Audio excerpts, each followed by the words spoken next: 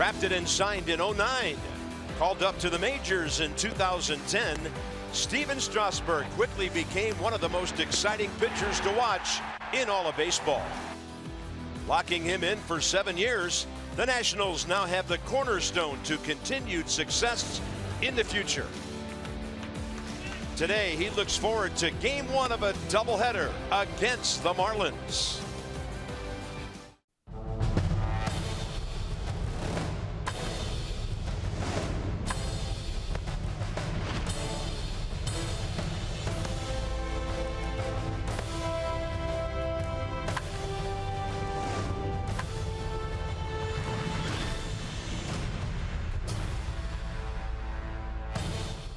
Number 37 on the mound today for the Nats, and Washington has really had some battles with these guys from Miami. The season series is 4-3 Washington right now. Marlins still a couple of games over 500. The Nats are 9 over. FP has the day off. We have dubbed this day night with Ray night. Game 1 at 1 o'clock, game 2 hopefully at 7 tonight. Might be some rain later. Ray, good to have you with us, and you manage in the big leagues. You know how important it is to have big bats coming off the bench. But these home run bats the Nats are featuring right now, really something. Well, it's one thing to have guys that get on base, maybe guys that can run, but to have guys that can hit the ball out of the ballpark, and we've got 4 guys over there that can do that. And I can't measure how important they are. I just know that when I managed and the other team had those guys, that they could send one man up there to do damage and maybe put the ball game away. It was very tough to handle. So Drew in the 6th, Chris Heisey in the 8th, and that's his 14th career pinch hit home run, number 1 active. The Nats have 6 of them already this year, and they were in successive at-bats for the first time in Nationals history. So Drew getting it done, Chris Heisey getting it done, and he's now number 6 on the all-time list. Steven Strasburg, welcome to the rest of his career now that he's committed to our team and our city for quite a while. He's been a revelation, Ray, adding that slider and the cutter here and there to an already powerful repertoire of pitches. Yeah, I would just say the most important signing that the Nationals have ever made. You look at Scherzer, he was a free agent. You look at Worth, a free agent. But here, you're signing your own. You're making a statement. A guy that comes up through your organization, you develop. He grows into loving Washington, and you're able to keep him here when he could have gone on the free agent market and maybe gotten more money, but shows you how much he loves this town and believes in this ball club. Hey, how about the bullpen backing up the starters last night? 4 innings, 3 hits, 1 run. They struck out 4, didn't walk anybody, and a double play ball. Get this, folks, the bullpen. 4 innings last night on 45 pitches, 31 strikes, and Jonathan Papelbon able to close it out for his 10th save. The bullpen, great last night. Strasburg looking to be great today.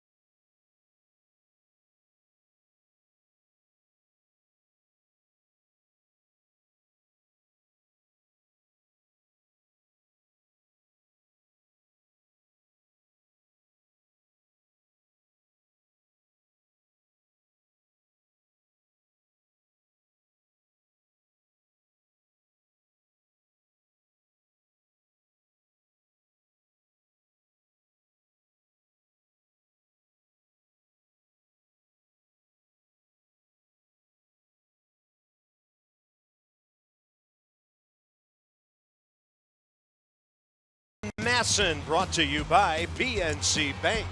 For the achiever in you. Capitol looking better and better every day as we look north from 1500 South Capitol Street, southeast. In D.C., the Nats at home are 11-5. The Marlins have been pretty good on the road this year at 10-6. Washington took care of business last night. Well, possible storms later. That humidity will probably go up. Right now, a delightful 71 degrees under a sunny sky here at Nationals Park. The Marlins are 4th in the league in hitting at 275, 12th in runs, 11th in home runs. Justin Bour, though, he's a Virginia guy, and he likes Nationals Park. His career numbers here, 4 homers, 11 RBIs. He's done some of that damage against Steven Strasburg. 5 hits, a homer, and 5 RBIs against the Nationals. 27-year-old ace, one of several aces on this staff. And he is 11-7 with a .346 in 24 starts against the Miami Marlins. So, Ray, a lot of that contract stuff should be off Steven's mind right now. He can just go out and play some baseball. Well, he certainly should, and he's done that since last July as he's been so effective. 5-0 this year, throwing the fastball consistently, came up with that little cutter slider, hybrid type pitch. The curveball we know is exceptional, changeup. He has the 3+ pitches, and so excited that he's going to be around a long time. Has enjoyed watching him so much over the past 4 or 5 years, and I know he has to be settled. He talked more than anything about his family and what it meant to his family's future. Derek Dietrich will be the leadoff man, hitting .315. First pitch, fastball right in there. We're underway at 107. Dietrich is their leadoff guy now, with D. Gordon suspended whenever they face a right-handed pitcher. And he also has an on-base percentage of .398. How many times will we say swing and a miss today? 7-year veteran David Rackley is behind the plate. First base, Roberto Ortiz making his major league debut. Alfonso Marquez is the crew chief at second. Chris Guccione, third base. 0-2 pitch. Fastball crackling upstairs at 96. Dietrich against Strasburg, 2 for 10 career. With a home run, he's hit 2 this year, driven in 13. Got him on the outside edge. 83 with the breaking ball, and that's how the ball game begins. Kind of textbook there. 96-mile-an-hour fastball, slider down and in, wasted fastball, then goes to the hook outside part of the plate. Gets the call. Showed you all 4 pitches there. 4 pitches, his whole repertoire. And here's Martin Prado. Nationals held him to an 0 for 4 with a base on balls last night. Still hitting .373, third in the league behind Murphy and Aledmys Diaz, the young St. Louis shortstop. By the way, the Nats are back in first place alone. Mets lost again last night. Matt Harvey roughed up in Colorado. It's a 1-game advantage. And don't look now, but the Phillies are a half game behind New York. 0-1. This ball driven to right center, hanging in the air for a while, and called by Taylor. Bryce was there first, but Taylor had made the call. 2 outs. Well, he's always in charge there, the center fielder. The ball slicing away from him, moving right toward Bryce, probably, and a little easier play for Bryce, but hey, take charge. You know, Michael Taylor hasn't played a lot lately and runs him right off the baseball. That's what he's supposed to do. Bryce gives away nicely. 2 outs, bases empty for Christian Yelich. This 24-year-old outfielder having a fine season. 10th in the league in hitting. 6th in on-base percentage. So his on-base percentage, you go with that .322, is .434. He drives one to center. And Taylor's just going to watch it go way out of here. Back by the back wall. Marlins on top. Yelich is 5th of the year. First homer, second RBI against Strasburg off of his bat. And that was a monster shot. Yeah, not too many times you see the center field stay in his tracks. Center fielder, as he just turned, looked up, and basically Wade bye-bye. This ball is scalded. Fastball, center cut. Couldn't be any more center cut. Christian Yelich, one of the finest young hitters in the game today. Stanton coming in. Nats will overload on the left side of the infield. He's hitting .250. And Stanton will pop one up. Short center. And Murphy will yield to Taylor. I tell you, things happening fast in the first inning. Not many pitches, and the Marlins are on top. A 10-pitch first inning.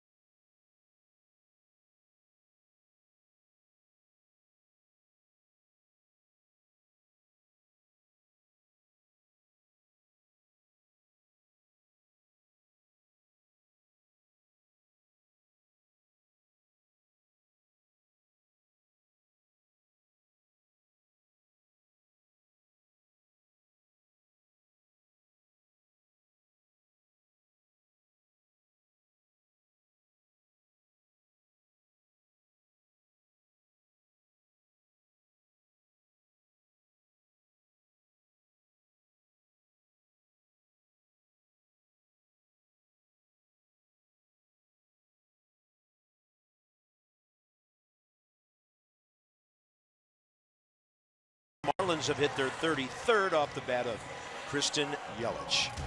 Here's the Nats lineup. You notice Michael A. Taylor back in there today. Bryce Harper is now the on-base percentage and walks leader in the National League. So 37 walks as they piled up over the last week and a half, and his on-base percentage, .456. Wilson Ramos back in there today. The Nats against 24-year-old left-hander Justin Nicolino. See, he throws a lot of fastballs. He's a guy that just picks the edges of the plate. Doesn't overpower. You're going to be somewhere 88, 89. Curveball, changeup, pitches to contact. Doesn't strike very many people out. Usually 3, 4 a game.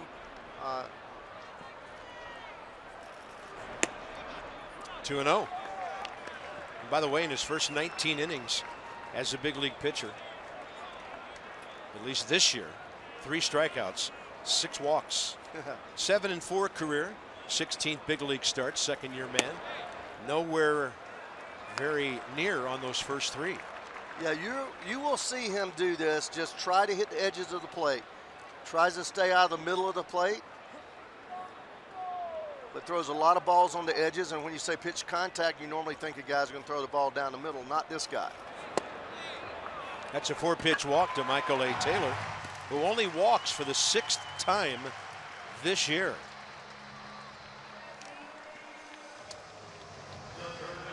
Marlins defense, Yelich at left, Osuna in center, Stanton in right. Around the left side, Prado, Hechavarria, and Dietrich, Bohr, right side, and Mathis catching today. Nicolino, 24-year-old, 6'3", out of Orlando, Florida. Yeah, drafted originally by Toronto, came over in that mega deal when a lot of Marlins went to Canada a couple of years ago. 12-player deal. Yeah, here's Rendon. And a flat-footed quick step-off throw. He bounced it over there, and Taylor back pretty easily. Michael A. Taylor, 4 out of 5 stealing. And the first thing you think of here, there's a left-hander on the mound, a right-handed hitter who loves to spray. And there's a lot of ground ball room on the right side of the infield. It really is. Isn't it? You drive a couple of semis through that. There goes Taylor, not wasting any time, and he appears to be in there. Easily.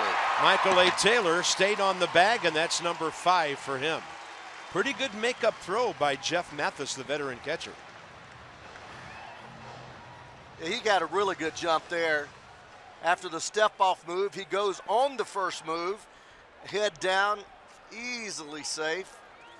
About a foot and a half, 2 feet. What was a very good throw, wasn't it? Right on the bag, making it closer than it was.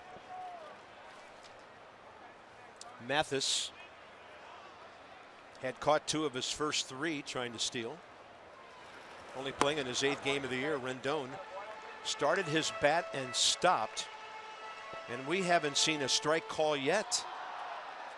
Really critical for the Nationals to pick up a run right here. I always loved as a manager and certainly as a player when the other team comes up, gets a run early, you just tack one right back on top of them. And kind of like the old game horseshoe. Somebody rings the horseshoes and you top them and you get all the points. And then afterwards you go have some refreshment. Yeah, lemonade. Southern lemonade. And the good thing about this is, so far, Taylor and Rendon haven't done anything to help Justin Nicolino, who is 1 pitch away from having to face Bryce Harper with 2 men on base. Yeah, well, when you're talking wild, sometimes you're wild in one area. He's been wild outside, in, up, and down, so he is actually all over the place. 3-0 pitch. Got to be taken. Might take another. Although if you get one right down the middle, you can drive Anthony Rendon looking to jump all over it. Trying to get things going, hitting .223. Yeah, just look in a small area. Be aggressive to that small area. If it's there, swing it. If it's not, spit on it. There it is. 2 on, nobody out. Bryce Harper. Decisive swing in the bottom of the 7th, ironically, after a walk to Rendon last night. Slider out away from him, and right out there where the bat barrel is, and just kind of golf that up there. Those balls always go 10 rows deep, don't they? At least. Bryce, number 11, RBI total up to 29, so he's back in the hunt again in the National League home run and RBI race, second to Nolan Arenado's 13. And third to the 31 RBIs of Arenado and Yoenis Cespedes of the Mets. Bryce hitting .429 with runners in scoring position. And the first time he met Nicolino, he went 2 for 3. That was last year, September 20th. Nicolino started a 13-3 loss here. Bob, Nicolino over the course of his career in the minor leagues has only averaged 2.4 walks per 9 innings, so a little unusual for him to be wild. 10 pitches, 1 strike.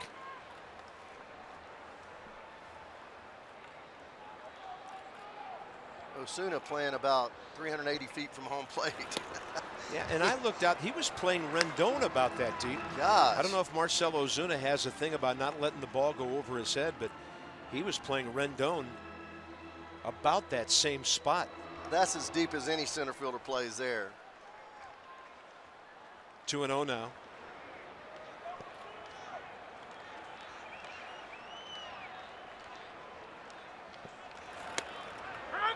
Strike call, borderline pitch. Yeah, as an umpire, I'm not gonna start umpiring up here, but as an umpire, when a ball is that low right there after a guy throws 10 out of 11 balls, there's no way you give it to him. Yeah, on the Mercedes-Benz pitch track. No way, it was down on the pitch track. And yeah, we know the pitch track box loves the low strike. I mean, you've got to establish the strike zone before you start being given strikes. 3-1. Okay. And if he's going to walk the ballpark, the Nats will let him here. Daniel Murphy on deck. Wait till you hear Murphy's numbers against left-handers this year. I'd like to see him just try to sneak that fastball by him inside right here. 3-1.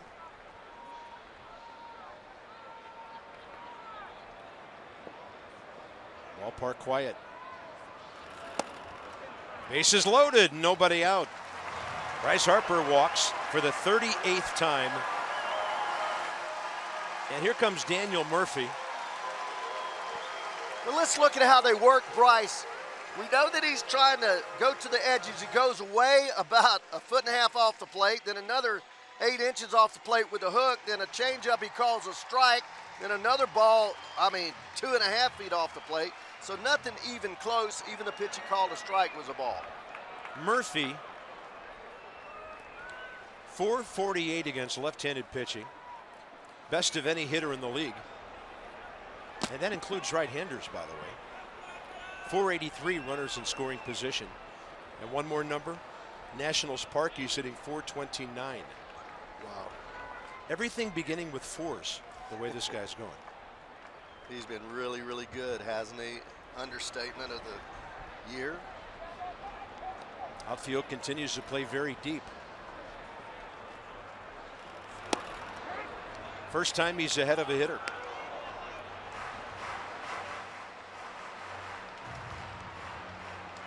Murphy, 22 RBIs on the year, leads the league at 405.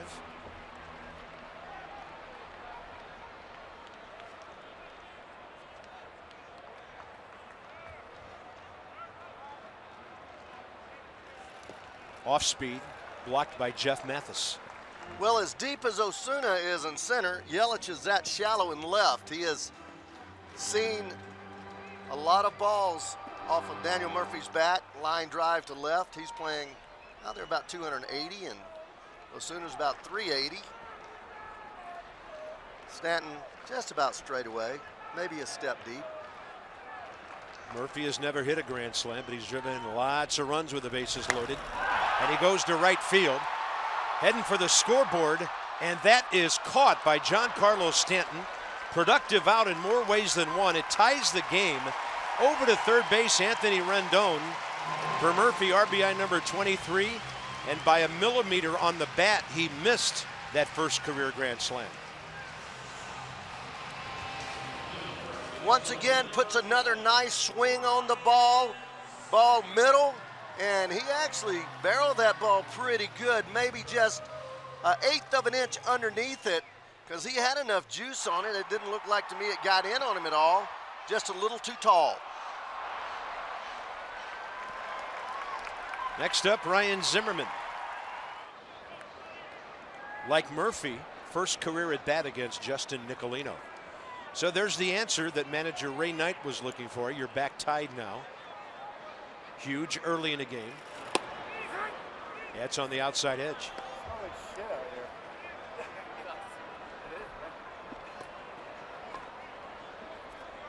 Corner situation now, so Ryan wants to elevate something. He's about as good as there is in the game in this situation right here. He generally gets a good pitch to hit. He's not trying to be too aggressive. Likes the right side of the field. Harper running, and he had a great jump as Ryan fouled it off. And what do most pitchers do when you have a situation with runners on third? You try to pinch the hitter. That means throw inside, because that causes the hitter to roll over the ball and hit ground balls. If the ball's out away from him, the bat barrel's out there. You tend to lag it a little bit, which means you drop the barrel just a tad, and that tends to lead to fly balls to center and right. 0-2 pitch, a throw over. 2 strikes right here. This is where you have to just battle and try to make some kind of contact, but still be aggressive enough that you're not trying to just put the ball in play, because that results a lot of times in double plays when you become defensive. Ryan, 8 RBIs his last 11 games. Bryce Harper, 5 out of 8 in steal attempts. And talking about his move, we talked to a lot of the people with the Marlins, said that he did not have a very good natural move to first base, that his best move was the step-off move that he showed Taylor earlier, that right there.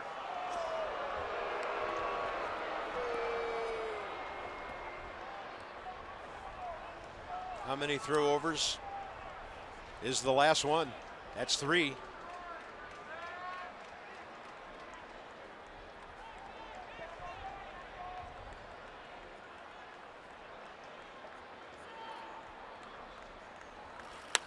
Zimmerman gets, it appears, enough of it.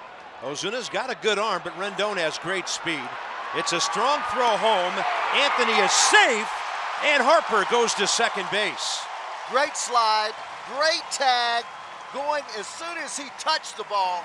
Rendon getting a great jump off of third base, and that's what made that play. That was a rocket from Osuna from center field. Don Mattingly, by the way, held out his arm for a while for a possible challenge and now goes back down the dugout steps. Zim doing what he has to do, making contact, fly ball contact. There you go, perfect jump. This kid can run too. Gets in there, beautiful slide to the backside of the bag, gives him the best chance to get in there safely, and he does. And also a great read by Bryce Harper, knowing that throw would overshoot any cutoff guys. He gets into scoring position for Jason Worth. And also right there, that's that old out for a run deal where you tag it first and hope that if there's any play at the plate that the cutoff man cuts the ball and tries to get you out, you're just getting a run down and taken out for a run. But so close at the plate, they couldn't afford to cut it. Yeah, best of both worlds for the Nats. So 2 runs without a hit. Jason Worth looking for his 20th RBI. He's 1 for 3 career against Nicolino with 2 batted in. Getting right back on top. This ball club has done that so many times this year when another team jumps out to the lead. Also does a lot for the starting pitcher, man. You give up that run in the first inning and offense comes back and gives you 2. Now Harper stealing third without a throw. Bryce has been itching to go this entire trip around the bases, and he finally swipes third for his 6th of the year. Well, a lot of people tell you not to steal third base with 2 outs. I'm not one of those people. There's a couple of things that happen. Now you get set up for a wild pitch, pass ball, you score. But also there's a lot of times, having played third base, when that guy breaks from second, there's a pitch, a ground ball right through that third base side. Worth into left field, and he scores. Bryce Harper. So just like that, the Nats with 1 hit have 3 runs in the first inning. And that is number 20 for Jason Worth. Too hot to handle for Echeverria. Yeah, that was smoked. Smoked right here. Fastball out away from him. Really short and compact. No wasted movement there with Jason Worth. No chance to come up with that ball with the overspin. Now it's Wilson Ramos, who's hit .425 in the last 12 ball games, hitting safely in 10 of those with 7 runs batted in. He's 0 for 2 against Nicolino.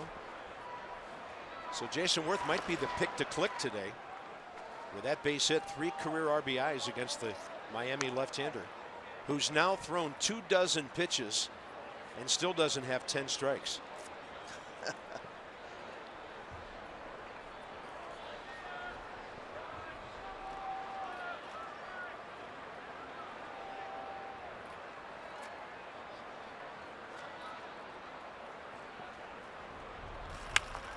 Ramos, foul. Just not taking any bad swings. That ball a little in on him. Got down on the barrel just a little bit, but over these last couple of weeks, I don't know that I've seen him swing at a bad pitch. He hasn't been out in front of anything. He's been just right on the baseball. His timing so exceptional. 1-1. Great take.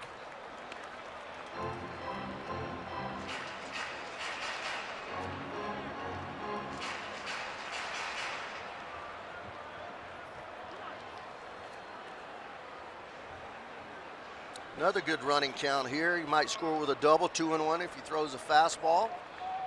Can score on a double, breaking ball, he steals it easily. It's on the outside edge.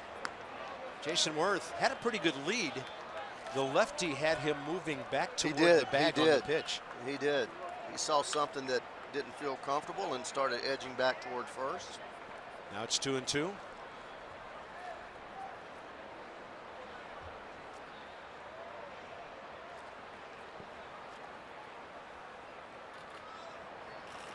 Ramos up the middle into the mid of Justin Nicolino. So how about that first inning?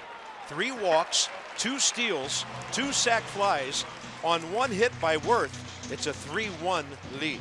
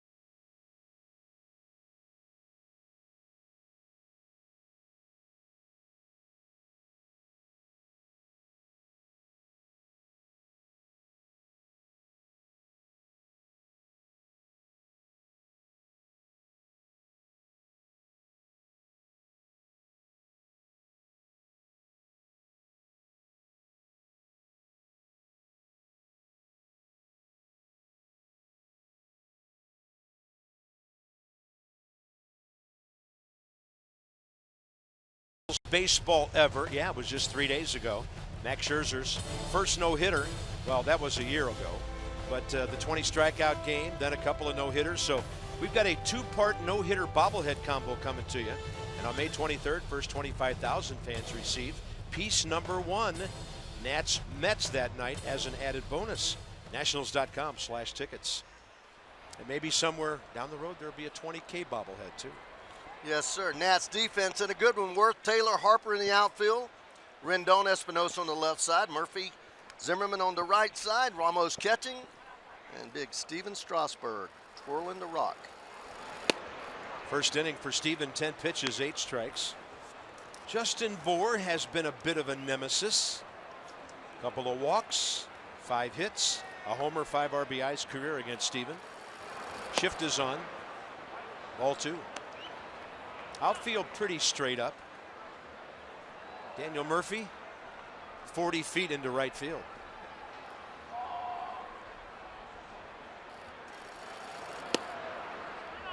Low, 3-0.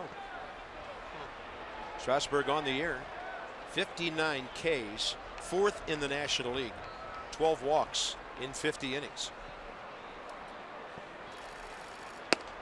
Missed with a 3-0.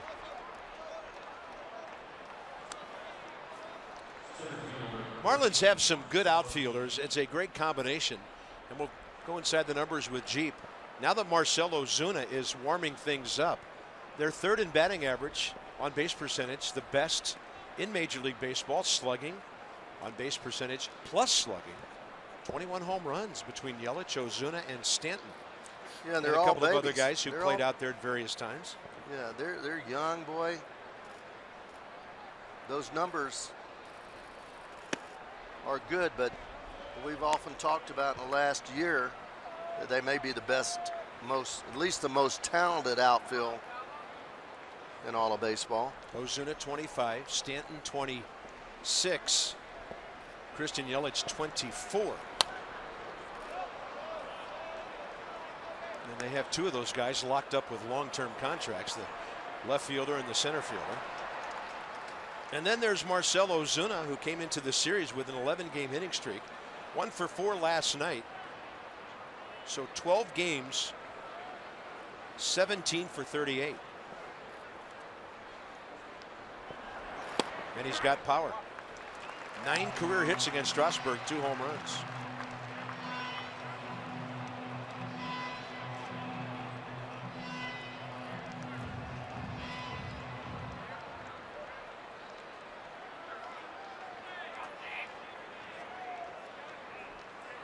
Batting average up to 296. Swing and a miss. Strasburg strikes him out, career for the 8th time And that's Stevens' second K of the day. Nissan will track it. Yeah, he goes change up there. Look at the bottom drop out of that. Moves in, which causes you to have to try to get the barrel out front. But with the speed and the deception off of his fastball at 89, great spot, outstanding movement. Echeverria, the shortstop, next. You know, Ray, there was a time in baseball when right-handers wouldn't throw change-ups to right-handed hitters, and the same for lefties. But when you got an 89 to 90 mile an hour change-up, that'll change a few things in your approach. It sure will, because, and too, with the movement. Straight changes can get you in trouble because it's a matter of being off timing. But when you have a changeup that is 10 miles an hour off your fastball with that movement that's almost like a screwball type movement down and in, it makes it very tough for a hitter to be able to adjust speed-wise and certainly to be able to cover a ball that moves that much. Echeverria, fast runner, but he has bounced into 4 double plays. On a play right side.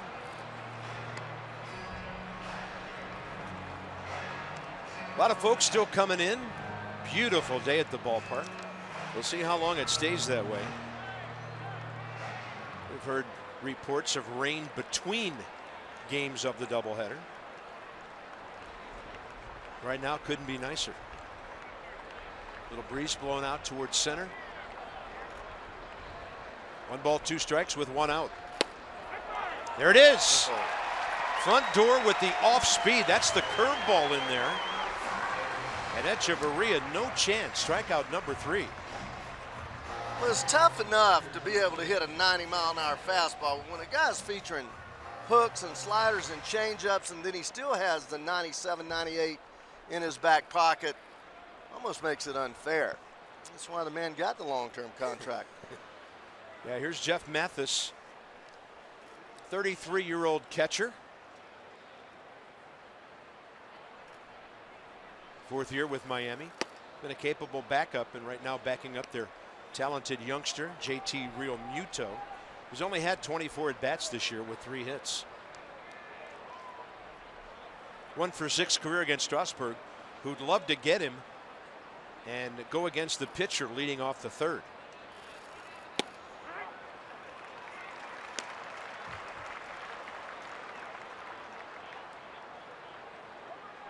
Nationals are 12-7 against the East after last night's win.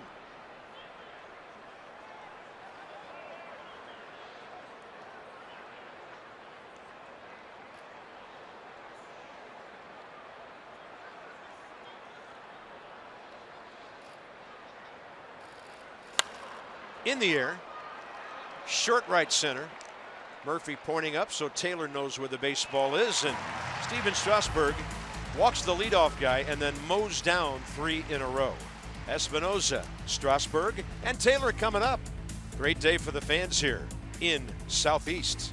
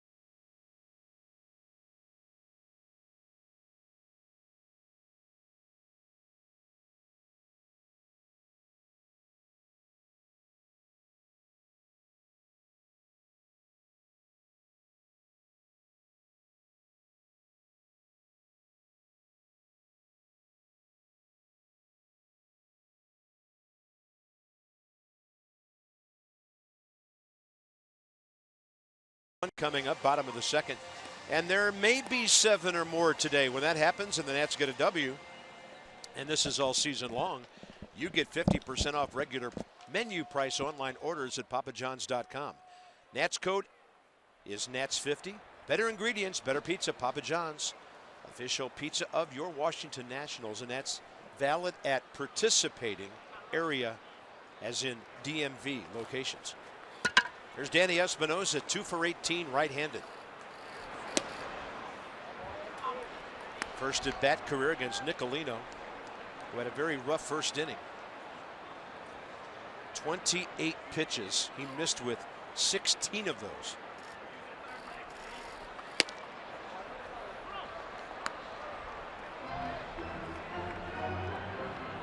Danny's come alive, 7 hits over his last 24 at bats.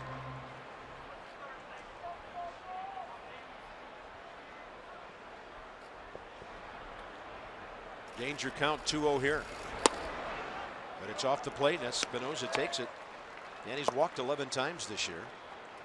Good stick on deck.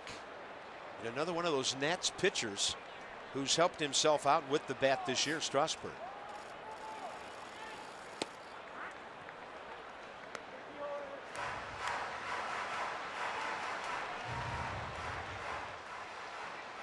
Sitting in this spot 3-1, hitting in the 8 hole. He ought to come right at him with a fastball here.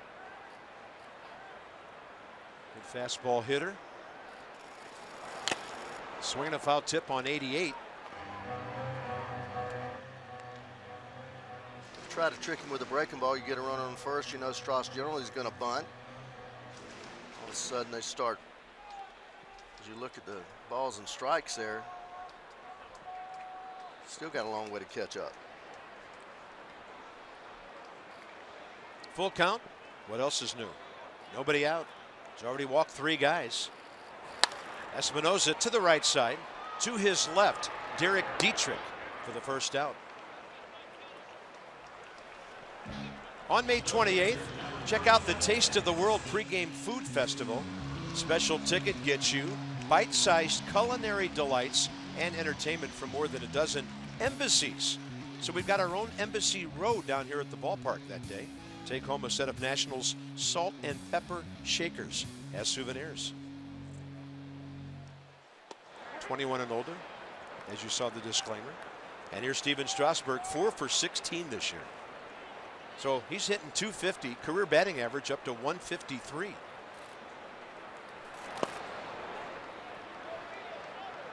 First time through the order, Nicolino throws first pitch strikes to only 3 of the 9 batters. Well, the only pitch he's thrown for a strike has been his fastball. He hasn't been able to get his changeup for a strike. That was a slider. He hasn't been able to get it anywhere close. Strasburg, hot shot over to Prado, plenty of time, 2 outs.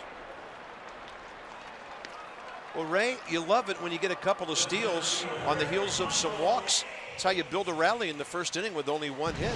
You surely do, and Michael Taylor's just the guy to get it rolling for you. Great jump, beats the throw easily into second base, and then the fly ball to center field. Watch Rendon perfectly timed the tag, safe at home as he didn't have a whole lot of room to spare. Great slide, and then Bryce never looking Nicolino back to second base, and Bryce still third, standing up. 3 walks, 2 steals, couple of sac flies, and Worth gets the only base hit. Just like that, it's 3-1. That was Michael A. Taylor's 21st career steal.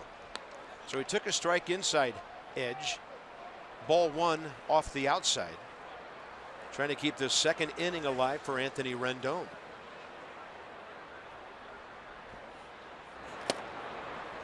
Same pitch, same result, ball 2. Just hanging out there. He's trying to work it off the outside corner to backdoor it into the strike zone, and he can't get it to break. It's just flipping out there. Oh, big rip. 2-2. He's got a pretty swing, short to the ball. Still think this guy's going to be an exceptional major league player. When you look at a tools guy, there's just not anything he can't do. Got to hit for an average. That's the one thing that he hasn't done yet, but he has the power, the speed, great arm, outstanding range defensively.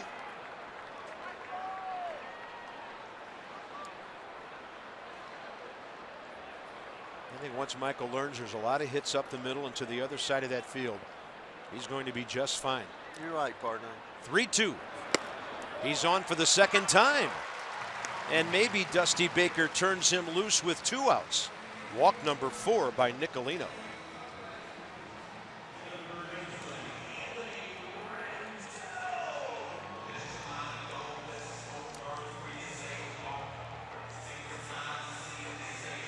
Well, he still second easily the first time with just a normal lead, so he can actually stretch it out 2, 3, 4, 5 more inches and make him throw to first base. It's called a one-way lead, where you get as much as you can and you're leaning back toward the bag, trying to draw a throw to get his best move. And then once he makes his best move over there, then you can go off of that and steal the base as he did the first time. He's out there pretty good. He's right out to the cut. Yeah, he is. Every ballpark's dimensions on that cut of the grass a little different. But we know here at home that when a base runner gets his front foot out to that little cut to the left, we know that's a big lead. 1 ball, 1 strike.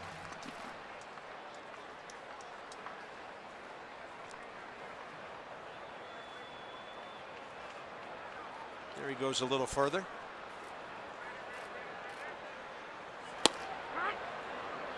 Wow, looks like a generous call on a 1-1 pitch. David Rackley has been a pitcher's umpire today with the strike zone. So that shows you how wild Nicolino has been. He's given some calls off the inside and outside edges. Target in there again by Mathis. Oh, they got Taylor, but he got back. Michael A. was just about dead. His legs were kind of buckling. And if that throw is right on the bag, they would have had him. That shows you how bad the move is, though, buddy. Anytime you have a guy that's starting to break and the guy still can't pick him off, that's not a good move. See, he goes over there, he holds it so long he's able to get back. So you don't have to go right on the first move.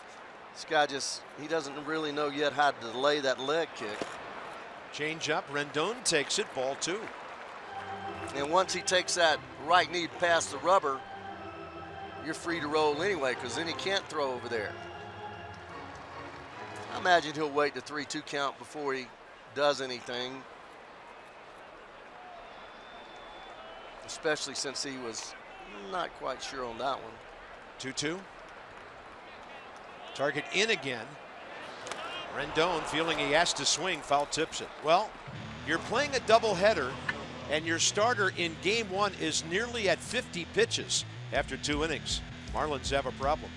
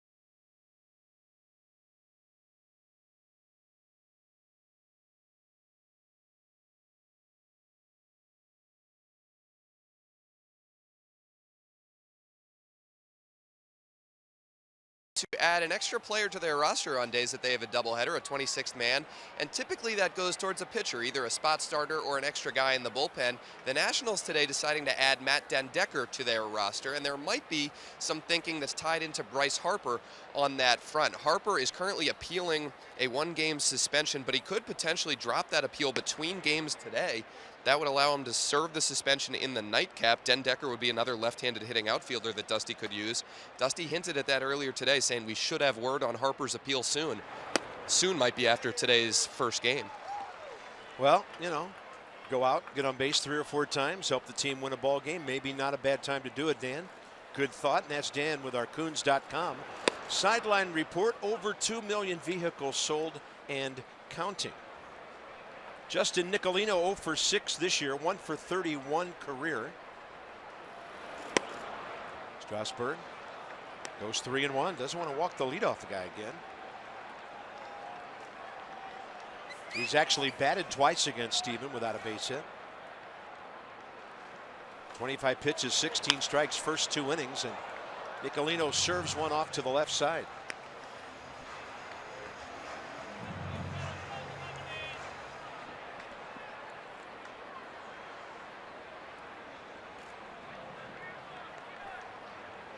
Three-two.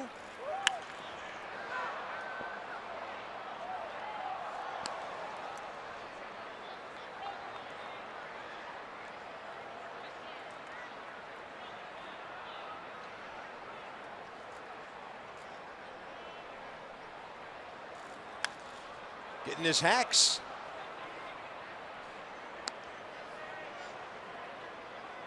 Justin Nicolino from University High School in Orlando. 24 years of age. Starting in a big league game for the second time. Actually, second time against the Nats. 16th time overall. And he's just leveling off and aggravating the opposing pitcher right here.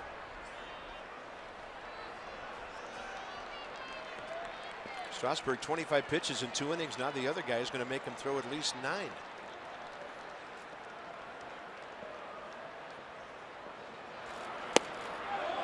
And he misses.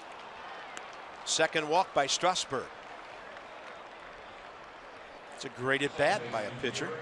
He's aboard for Dietrich, Prado, and Yelich the next 3. And here's the whole at bat by Mercedes-Benz. Well, he goes down right there. Look at all the other pitches as he was probably through 6 strikes in that at bat. Couple out of way and that one low.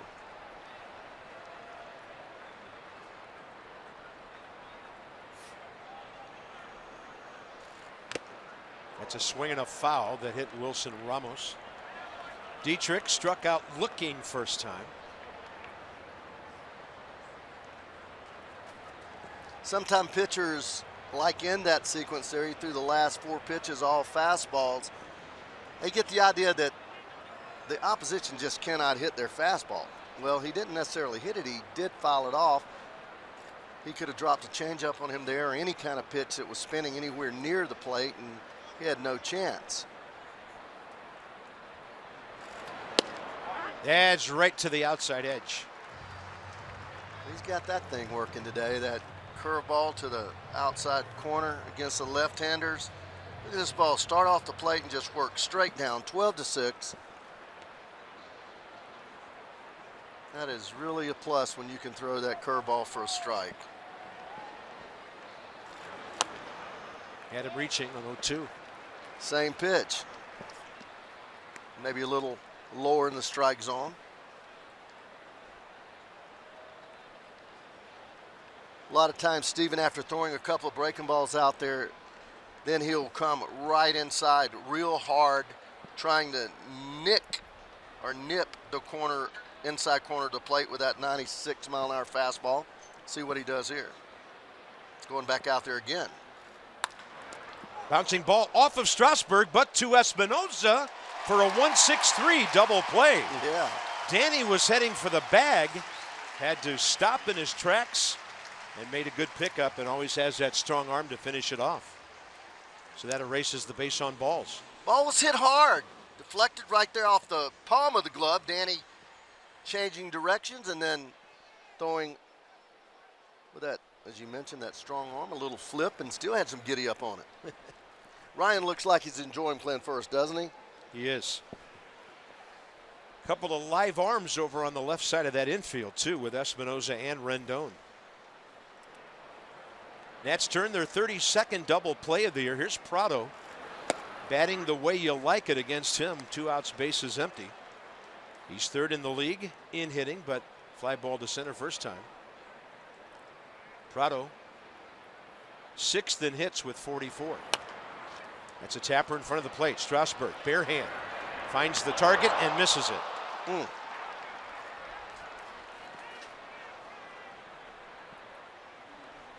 They're going to give Steven Strasburg a throwing error on that.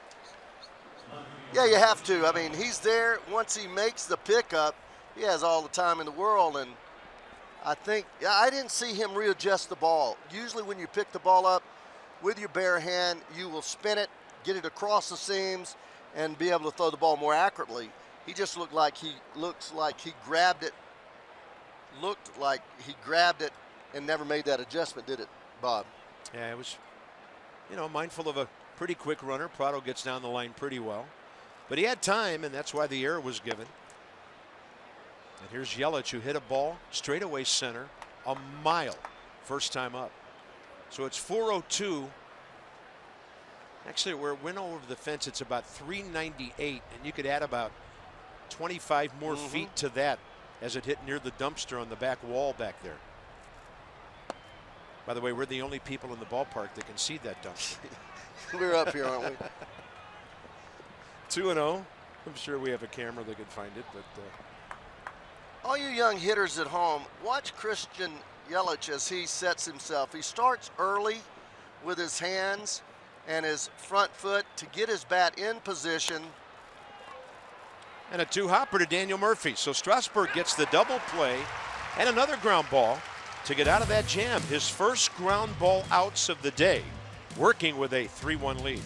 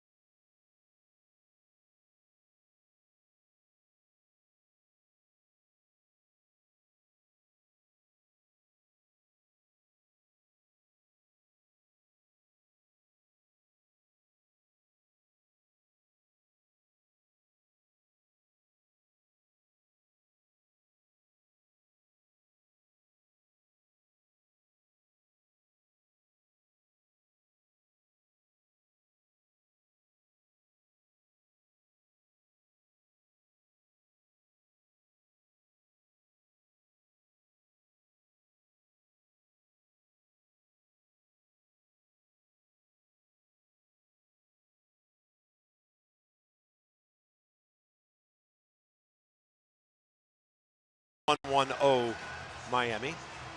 Bottom of the third, 3-4-5 for your Washington Nationals with Harper, Murphy, and Zimmerman coming up. Here's our next 5. Now tonight, game 2, Tanner Roark against 24-year-old rookie Kendry Flores, making his second big league start. Tomorrow, Joe Ross and Jose Fernandez in a fantastic matchup. And WUSA 9 will be with us. Then it's on to New York for a 3-game set against the Mets. Finally, the Mets. Harper, a walk, a steal of third, and a run scored first time up.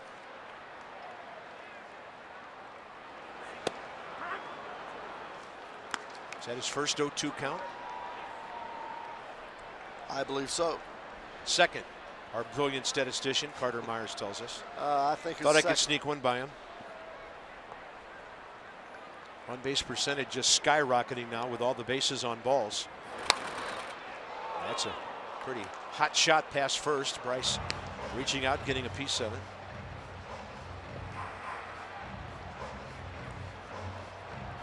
Real soft there, 87-mile-an-hour curveball. That's the softest pitch that he's thrown today.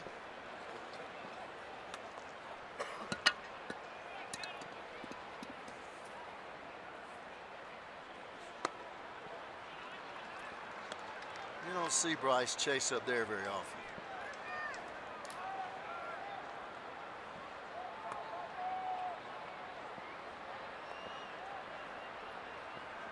One ball, two strikes. Target way in. Harper fights it off and pops it up on the infield for Echeverria, using the glove as shade for the first out. So, if you can believe this, and we were astounded when we saw this morning, as our crew is showing us different things during the game. Look at the Nationals, doubleheader since the start of 2011. So add up the games, 34 of them, 17 doubleheaders over the last 5+ years. Hardly seems possible, and the Nats have done quite well. They really have. 17 doubleheaders.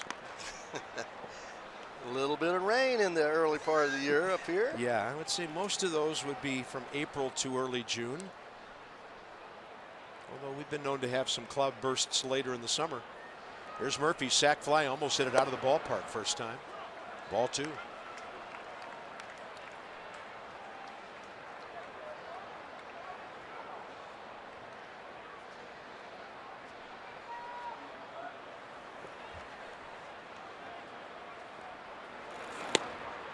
Three and 0.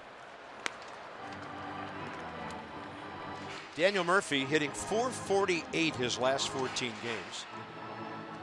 Just so quiet at the plate.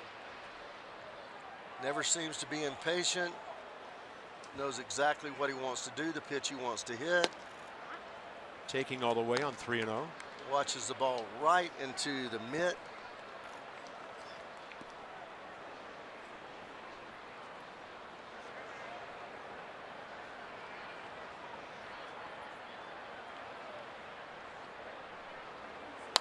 Murphy, line drive, and within the reach of Justin Bour, 2 outs.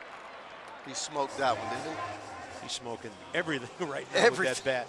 Everything.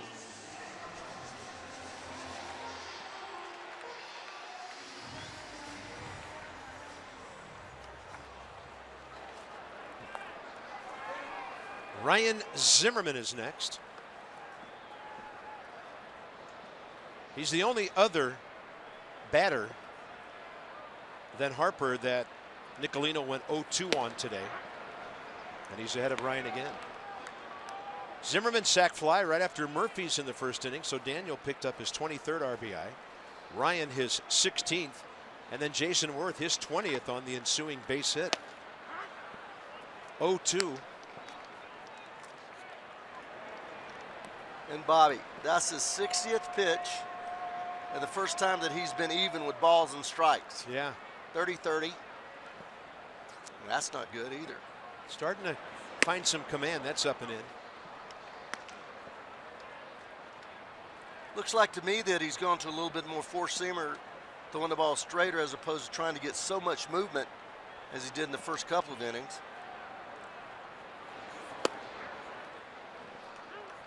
Back to 2-2 now.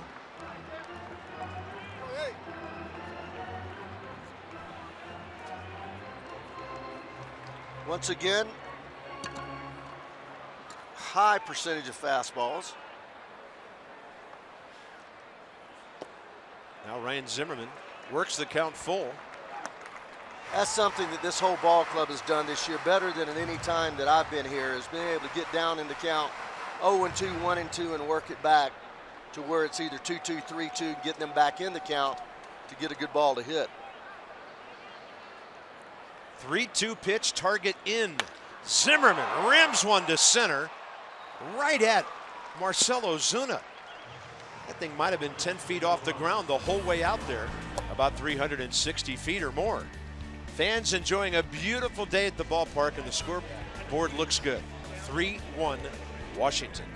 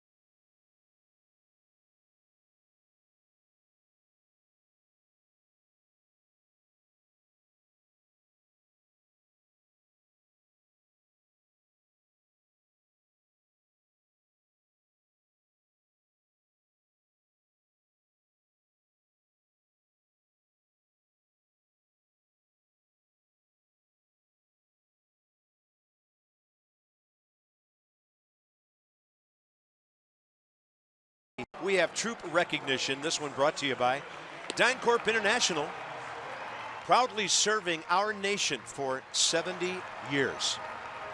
Love it that the players take a moment in their pre-inning routine to applaud our troops, their families, and our wounded warriors. Steven Strasburg, right around 14 pitches per inning so far. Big power matchup here, Strauss and Stanton. He'll lean back from a changeup that was 88 up and in.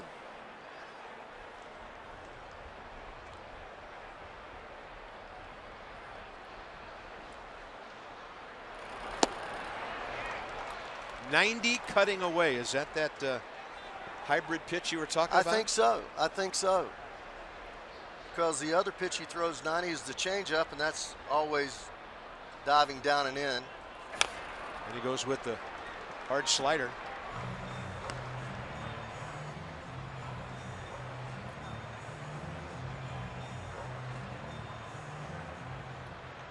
Stanton, fly ball to center.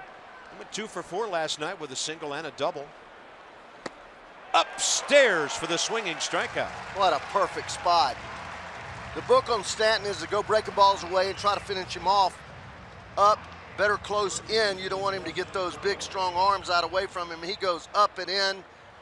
Target was outside, but a lot of times a pitcher has that feeling, I want to bust him inside. Target's outside. The hitter might just feel it out there. And my goodness, he had no chance at that pitch. Justin Bour walked first time up, and that was leading off the second. Steven then went to work, striking out Ozuna and Echeverria, popping up Mathis. It's upstairs country hardball right now. Yeah, what great rhythm Steven has this year. Bob, I know you've noticed it and talked about it. Just like Gio, I don't know if it's Mike Maddox, I don't know what. I know last year he settled in the last part of the season, but you know, you don't see him stomping around on the mound, or you know, there he's going back just to get himself gathered. But he gets the ball. I bet you if you timed his pitches, they would be within 3 or 4 seconds of each other. He's just he has such a rhythm. He looks smooth. Doesn't look like he overthrows. Remember how he used to just come off that mound and wheel toward first base, almost like he was spinning off the ball sometimes? A lot of that comes when you try to overthrow. But he certainly has it under control, as do all of the national starters. Just held on to that changeup a little too long. That happens sometimes when you want to make sure you finish it. And the way you finish it is through extension, and you'd rather bounce it in front of the plate than leave it up hanging. So that's a good sign for me when a pitcher bounces a changeup. 3-2 with 1 out. He goes off speed and misses. Justin Bour walks for the second time. 3 walks by Steven Strasburg today. That'll bring in Marcell Ozuna, 1 on, 1 out. He didn't miss much on that pitch. Looked like to me it might have been top of the strike zone, but a lot of times when you start it high and it breaks late, umpire kind of gives up on it. Hitter gives up on it.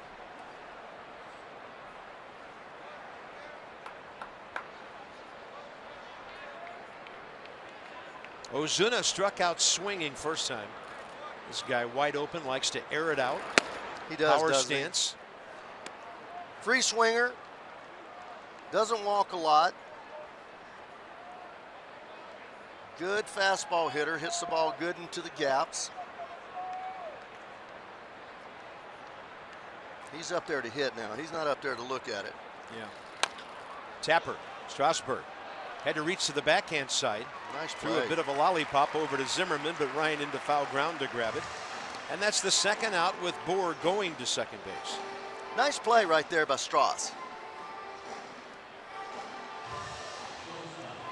He's coming off the mound. You get the swing. He goes and backhands it on the dirt part of it. Just like he's picking cherries. Is that what that looks like? Yeah. I don't know what that throw looks like. Like he's trying to goose it a little bit. Okay. Thought he was picking a Georgia peach right there. You would Okay, know. Georgia peach, they don't grow out of the grounds. Cherries may not do Well, I mean, either. after they fall, that's when I pick them. Yeah, okay. Well, one side of it might be a little rank. Here's Echeverria, struck out looking first time, and that tapper is foul. Top of the fourth inning. Steven Strasburg not as sharp as far as command as maybe the last couple of starts, but getting key outs. He's already pitched around 2 walks and a throwing error he himself made. Now trying to pitch around 1 more base on balls to keep this 3-1. Bob, you're so right. He's not sharp location-wise, but his pitches are sharp. He did bounce the changeup. That's a little slider he leaves up. But for me, you know, his fastball is hopping. His curveball looks good. The sliders that he has thrown have been short and quick, but he just is a little off in his command.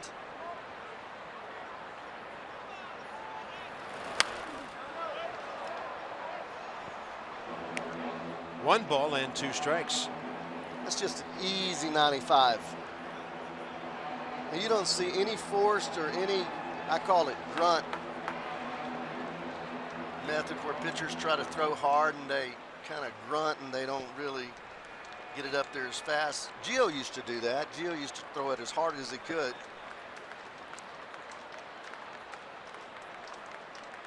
He just looks under control, man, to me. A little cloud cover overhead now.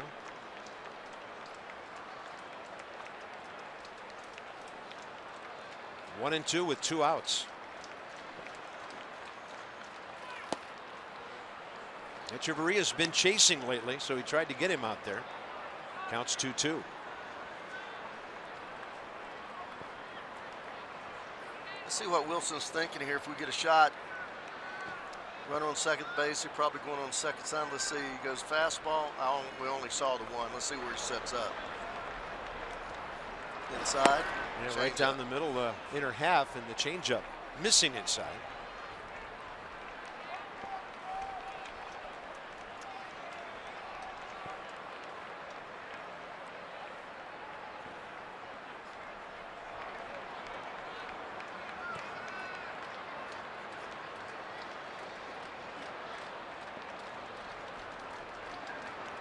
Three-two. Swing and a miss. Strasburg 2 Ks in the inning. The Marlins have had 5 base runners, but only 1 hit. The Yelich homer back in the first, and that is just power pitching.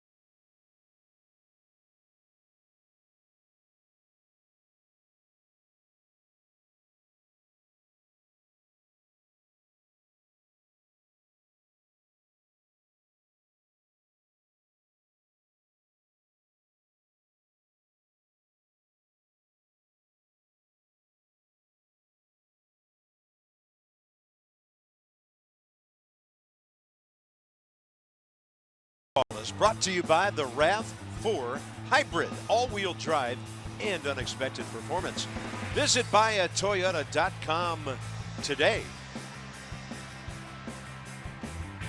Well, Bryce has an RBI, actually a run scored today. RBIs from Murphy, Zimmerman, Worth. 3-1 Nats after 3.5. Jason Worth to the box with Ramos and Espinosa to follow.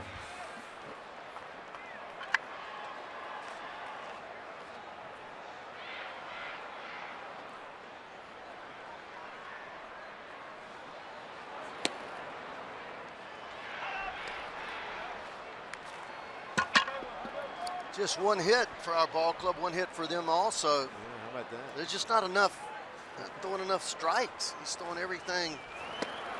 Ball, ball, ball, ball. Another 2-0 count. 66 walks. pitches, 31 strikes. Wow.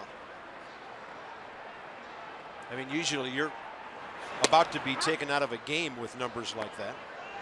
But the Nats hit into hard luck last inning. Murphy scorched one to Bohr.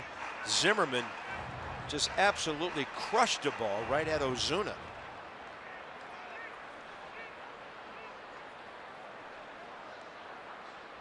Two-1 to Worth, who's hit 6 home runs. He's got a line drive to left, and Jason Worth is 2 for 2. Told you last night coming into the game, 12 of his 22 hits were for extra bases. And now, in his last 5 at-bats, he has 3 singles. Well, he comes down Broadway. Jason drives it to left field. Once again, staying back on the ball, not any lost motion. When he gets in trouble, he just has a lot of moving parts. Right now, he looks like he's settled in, that his timing is very solid. And here's a guy that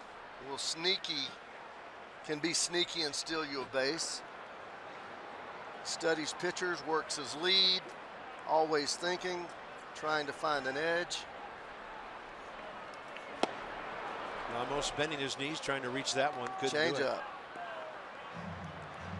Starting him off with a changeup. He hasn't done that too often today. Mostly sinkers to start hitters off, but he hasn't thrown them for strikes. But he knows that Wilson is a superb fastball hitter.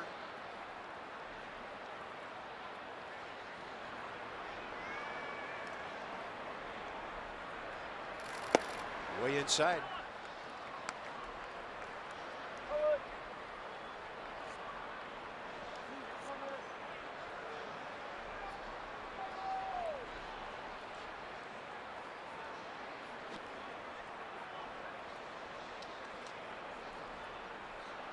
Jason Worth, by the way, 87% stolen base rate in his career. 123 steals. He's holding as Ramos swings and fouls.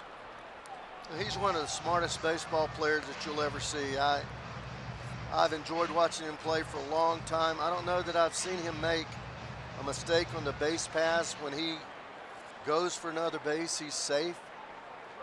He generally hits the cutoff man. Those are awesome numbers.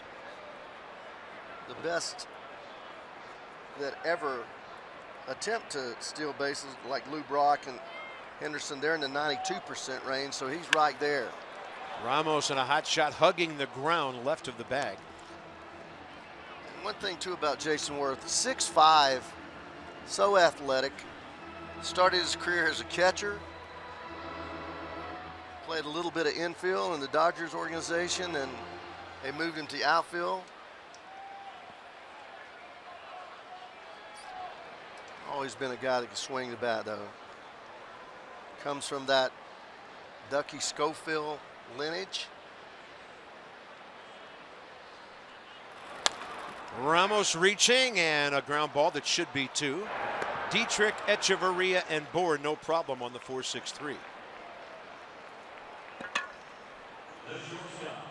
So that time, Nicolino pitched pretty well against Ramos with a lot of off-speed stuff that had him lunging. Yeah, he never threw him a fastball. He either sank it or the 2 changeups. Danny Espinosa now in another one of those situations, tough for a number 8 hitter to try to get aboard for the pitcher.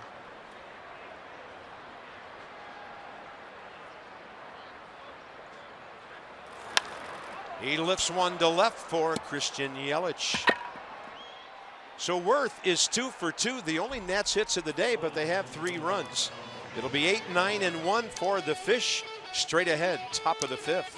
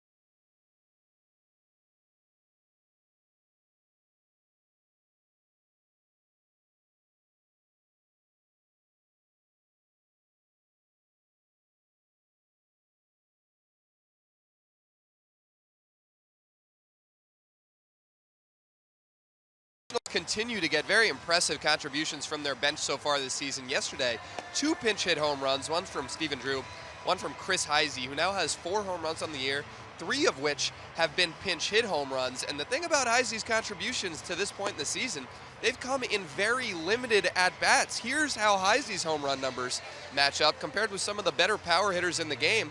Look at the at-bat differential there. Carlos Gonzalez, 4 in 139. Adrian Gonzalez, 3. Prince Fielder, Justin Upton, all well north of 100 at-bats.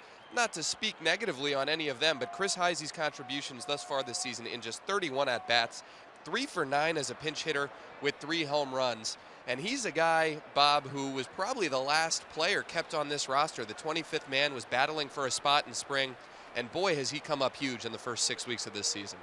Yeah, Chris Heisey, and of course Dusty knew him from Cincinnati. Heisey in the big leagues with the Reds from 2010 till 14, and then with the Dodgers for a while. And actually, Chris Heisey was in the minor leagues quite a bit last year, 66 games at AAA Oklahoma City.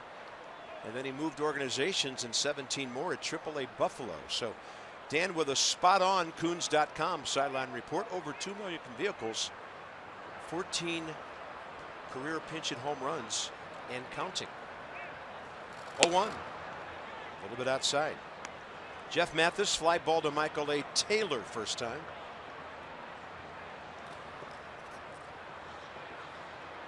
Nicolino on deck. And a ball that's got a chance to drop into right. Here comes Bryce, and he couldn't get there. Ball pops off of him, and that'll turn it into a 2-bagger for Jeff Mathis. Harper hustling, trying to make that catch on the fly. And Miami finally has their second base hit.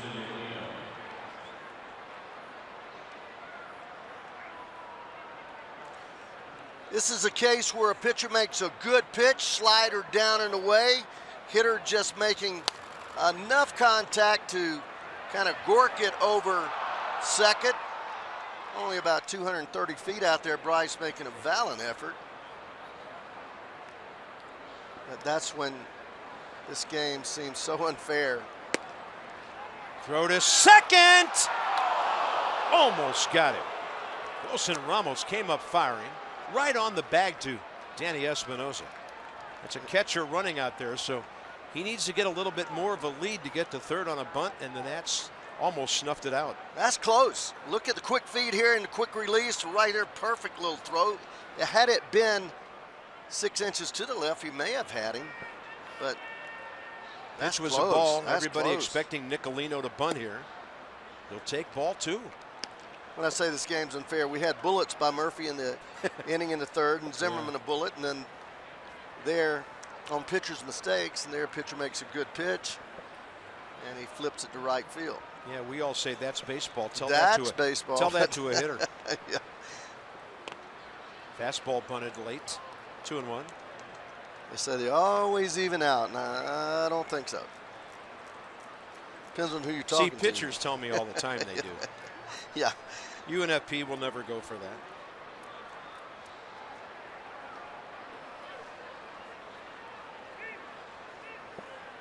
Two and 1. A bunt that's not a good one could result in a play at third base. Catcher, as I mentioned, running. Espinosa keeping Mathis close. And now Nicolino jabs at it, and it's strike 2. Well, first of all, you need to move forward in the batter's box. Secondly, you've got to present your bat out in front of the plate in fair territory and kind of create an early angle. If you're going to bunt it to third, go ahead and create that angle toward third base. Catch it out front, bat barrel up just a little bit above your hand so that if you do miss the bottom of the ball, you have a foul off toward the dugout. You just got to get the bat way out there. He has it out there, but as the ball's coming, he draws it back. See? Yeah. And he strikes out with 3 bad foul ball bunts. For Strasburg, K number 6. 1 out in the 5th inning with Dietrich and Prado coming up. Well, Strauss isn't easy to bunt. I mean, he's bringing it. Those fastballs elevated. Hard to get the barrel above that ball, and then you always have to deal with the breaking balls also, but if you just think about your top hand as a glove and just catch the ball with that top hand, it's pretty easy to do. Derek Dietrich called third strike. A 1-6-3 double play ball. There's that slider. Real short. That's a real short, real quick. And the reason he added that, it looks like a fastball. You just do not pick up the rotation the way you do a curveball. Curveball kind of comes up out of the pitcher's hand. It's got a lot of rotation on it, and you just see it. It's kind of a loop. Where the slider looks just like a fastball until it gets out there about 20 feet from you, and then you recognize, and a lot of times that's too late.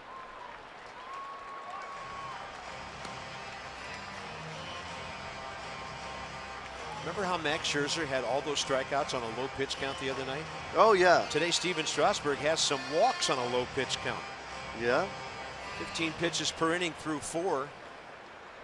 I still can't believe that man threw 96 strikes in one game. Oh, it blew me away. 96. I thought when Johnny said 96 that it was a misprint or that he had misread it. And he says, hey, partner, it's right here. It's right here. Johnny stole that from me. I know he did.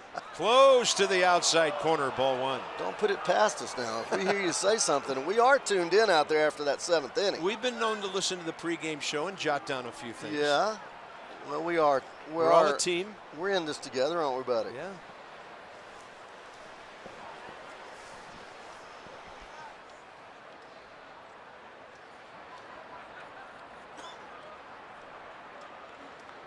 One ball, 2 strikes. Swing and a miss. That ball diving down and in on Derek Dietrich. And now Strasburg with 7 strikeouts. All right, here's a slider. And if you look at it, it's going to work down and sideways. The curveball is more straight down with him. We've seen that through the years, 12-6, and it goes right underneath the barrel. And that's a tough pitch to throw to left-handers, and that's right down their wheelhouse. But at some point there, if it's sharp enough, it kind of disappears because it gets so far from your eyes, and you have a tough time making contact with it. Here's Martin Prado, 0 for 2. Strasburg, curveball up in the zone, strike 1. And I've seen pitchers add that 4th pitch, but seldom do I see them add it and it really become a weapon for them, because you have a tendency to try to throw too many pitches. It's hard to get all of them effective. Ooh. Nowhere to go for Martin Prado. Ooh. He turned away from that ball and it just tracked him all the way. That's the last thing Strasburg wanted to do with Christian Yelich coming up. It was a changeup. Changeup gets away from him. You see the grip. Hits him right behind the shoulder blade. See that sideways movement of that changeup, looking like almost like a knuckleball, but in slow motion you'll see that it has inside out rotation. Well, big spot here. Tying runs are on base in a 3-1 game. Got to knock the ball down here. Our infield needs to be back deep. They are. Strasburg has not had a 1-2-3 inning today. And by the way, when Yelich homered in the first inning, it was only the 2nd extra base hit against Steven by a left-handed batter this season. It took 77 at-bats for that to happen. You would think that would be a stat for right-handed hitters. Mm-hmm. Target away. Counts even.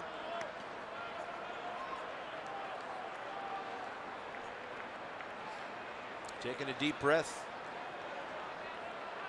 Some walks. An error. Hit batter have extended some of these first 5 innings.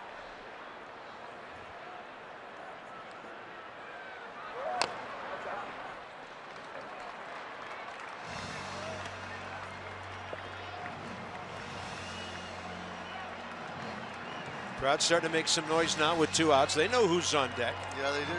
And they want this inning to end right here. He's had a tough time the last couple of years. A hamate bone last year. Year before that, got hit in the face. Still was a number 2, was the MVP runner-up. 37 home runs, and he missed the last 20-something ball games. 1-2 to the guy in front of him, Christian Yelich. Hit to left. Going away from Worth and over his head, off the wall. 1 run scores. Stopping at third base, Martin Prado, and the Marlins are back to within a run. And with 2 outs, I expected both of the runners to score there, and Prado was nowhere near coming around third to come home. No, he really wasn't. Now, the ball was played on a carom pretty well by Jason Worth. Well, Danny gets out there really deep. It's a breaking ball, a good breaking ball. But Yelich with 2 strikes going the other way. Prado had a good lead. He was off and running. The ball just came off the wall so quickly, and Danny right there, just no chance. Had it caromed right or left, they may have had a chance to send him, but. Now, this is interesting. First base open, Giancarlo Stanton coming in. But on deck, left-handed power guy Justin Bour. Strasburg has retired Stanton twice and walked Bour twice. So he likes the right-handed matchup here. Target away. Well, he's gonna pitch him carefully. There's no doubt. You know that you go right at this guy, it can quickly turn into a 5-3 game. And anytime a guy has this much pop, you just have to pitch him tough on the edges. Well, that's a good pitch. Slider's a good pitch. 2-0. Once you're behind him now, look at this pitch here. It's a slider. He throws it right on the edge of the plate and just touches the corner. Listen, if the ball just touches that edge of the plate, it's a strike. It doesn't have to be all inside that box there. And he goes 95 and gets the foul ball. Yeah, he went right at him, too. Hey, the great pitchers, they just have in the back of their mind, look, if I throw my pitch where I want to, I'll get anybody out. 2-1. Up and in. Stanton 3 career homers off Strasburg. Came in batting .400 against Steven. Now he's 14 for 37. Well, you just don't want to be foolish here. You make a pitch, you think about taking the plate and expanding about 5 inches up, down, in, and out. Slider, oh man, that thing was sitting up there. Oh my goodness. And Stanton, a swing and a miss, the count is full. See, that goes to show you, it doesn't always have to be a great pitch to get a swing and miss. This is a hanging slider, staying right there in the middle of the plate. Maybe a little late break, but you can see by the slight move of the mitt that it didn't break a lot. 3-2. Throws him another one. Oh, what a pickup by Danny Espinosa. Whoa. That was more than a bullet. That thing was 111 miles an hour. Well, what a tough out Stanton is. And what a tough play by Danny Espinosa. Ends up sitting down, pops up. The Nats still lead by 1.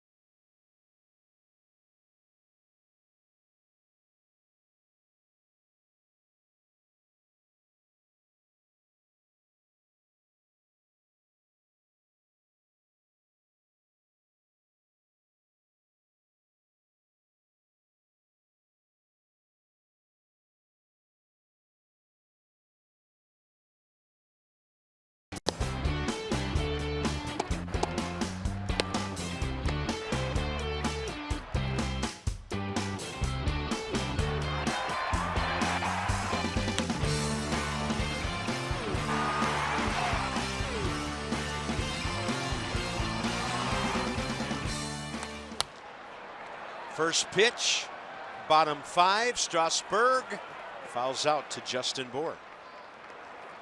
Well, the story of this game now is the settling in for Justin Nicolino. Couldn't find the plate in the first inning. Walked his 4th guy by 2 outs in the second. And now since then, 7 of 8 retired, including a double play.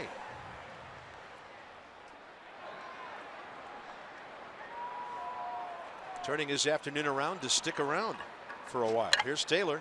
He's walked Michael twice. Outfield straightaway, infield pretty straight up. And Taylor will drop one into center field.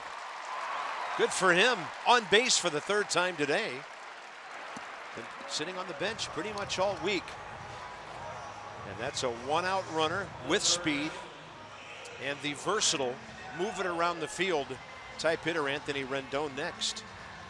Nice little stroke there, Bob, as he took the fastball a little bit middle in and worked it with a little inside out swing right back up the middle. Didn't try to pull it.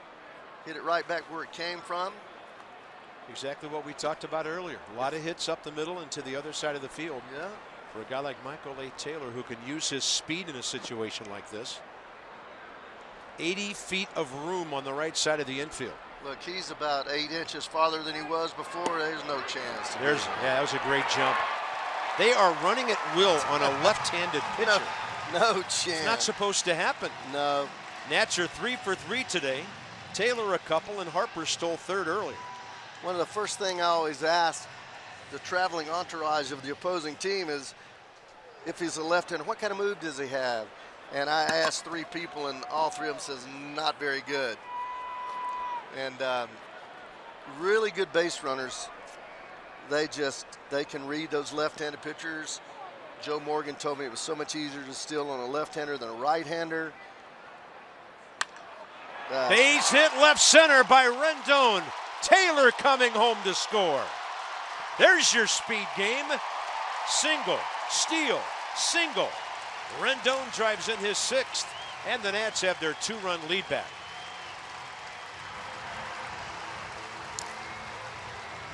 And Harper coming up. 2 sweet strokes right there, boys and girls, ladies and gentlemen. Now he tries to go inside with him, and listen, Anthony is as quick as anybody. You try to get him inside. He has the ability to bring those hands in and throw the barrel with those strong, quick hands. He's starting to show some signs of life. He's going to hit 300. How about the first 2 guys today? 6 plate appearances, on base 5 times, and they've already scored 3 runs. Here's Bryce 0 for 1 with a walk, a steal, and a run. And by the way, Anthony Rendon has scored 26 runs this year. Kind of an overlooked stat for him. That's 5th most in the league. And now he's starting to drive the ball as well to bring in some other guys. We don't talk about runs scored a whole lot. He has a lot of hitting ability. He had that phenomenal year 2 years ago. 289, 20 home runs, almost 40 doubles, right at 40 doubles. 0-1 to Harper off speed, and Bryce pops it up. Pitcher makes the call until Echeverria tells him to get out of Dodge. 2 outs. Next up, Murphy.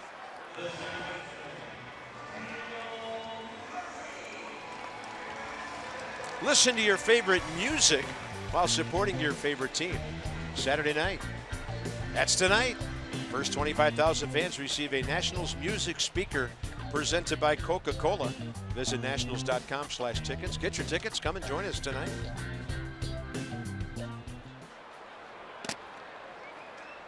Here's Murphy. 0 for 1, a sac fly. Hard line drive out to first base in the 3rd. Yeah, he just picks it straight up, steps straight over there. I mean, Rendon was headed back to the bag before he even made his move. Yeah. I wouldn't be surprised if he takes off right here to get another runner in scoring position. He's working his lead. Now, Taylor was out there another about 6 inches. And by the way, that ball fouled off to 5 batters. That's 7 pitches this inning. So Nicolino is around the plate. And things are happening fast. Came into this inning with 74 pitches. We thought he might have 74 after 3 innings. Well, there's a lot that goes into that, Bobby. You're on the road. You don't know the mound. It takes a while to get acclimated to the mound. You may have a little bit of trouble with balance and rhythm and getting back over the rubber. And you're making only your 16th big league start, right. facing a good lineup with a lot of veteran guys.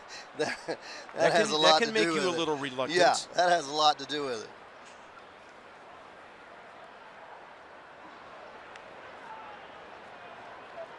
No balls, 1 strike, 2 outs.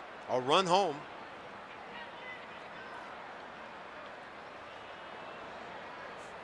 Off speed, right up the middle. Heading to third, Rendon, and Daniel Murphy has done it again.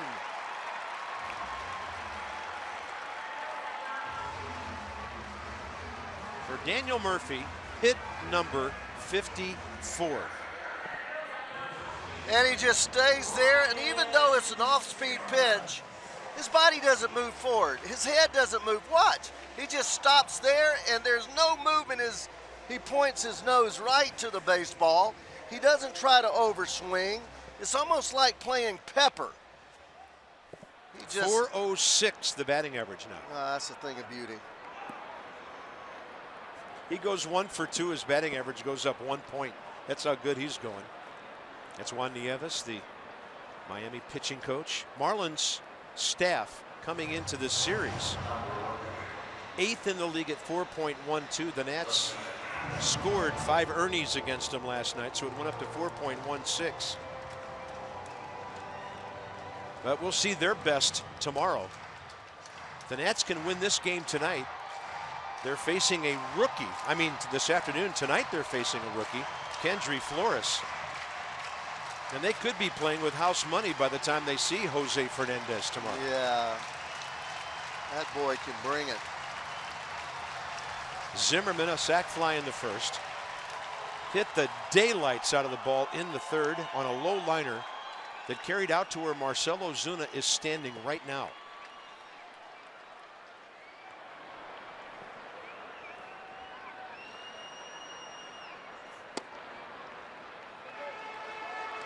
Teams have been jamming Ryan early in the count and taking him away after that. But now he's ahead.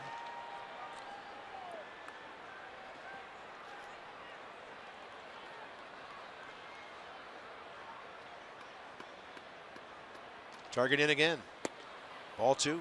I think that's the way they've always tried to pitch Ryan, is throw him inside, but as was evidenced 3 nights ago when he hit those 2 home runs, if he starts looking in there, watch out.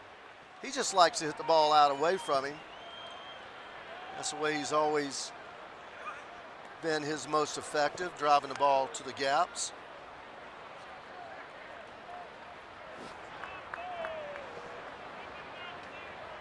Runners in scoring position. Yeah. 2 for 2. That's pretty good. 2-0. It goes to 3-0 with Worth on deck here, bottom 5. Clouds rolling in, a little darker look to the area from the west here. Nats have a 2-run lead. It's an official ball game. That's the good news. And Zimmerman's walk loads the bases. That's one of those unintentional, intentional walks right there. He never came close to giving him anything to hit. Number 5 by Nicolino, right-hander Brian Morris, who pitched in the game last night, is working. Morris came in the 6th inning and gave up that home run to Stephen Drew. Have a day, Jason Worth. 2 for 2. RBI. Find a gap out there somewhere, buddy. I don't know if weather's blowing in here, but somebody up on our level just closed their TV or radio booth windows. We could feel the rumble as things continue to get a little darker here at the ballpark. And here comes Don Mattingly. He wants the right-hander Morris to face Jason Worth.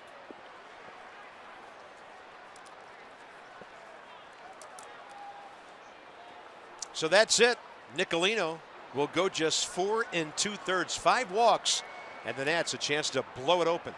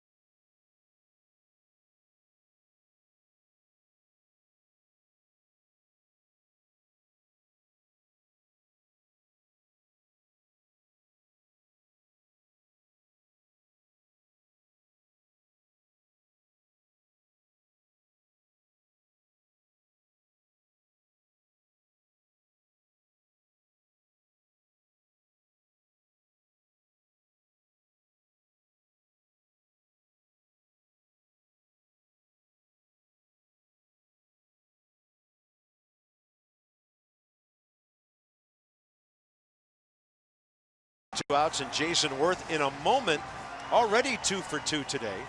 And when you have insight, you know how to handle your finances with confidence. Brought to you by PNC Bank. For the Achiever and you, we've been tracking 25-year-old outfielder Brian Goodwin this year. So with the Chiefs now batting .316 at AAA, extra base hits, RBIs, and runs are piling up. The Nats got him in the sandwich round, number 34 overall back in 2011. Some picks that take place between the first and second rounds. He's out of Rocky Mount, North Carolina. Always been a good player, always been a good hitter.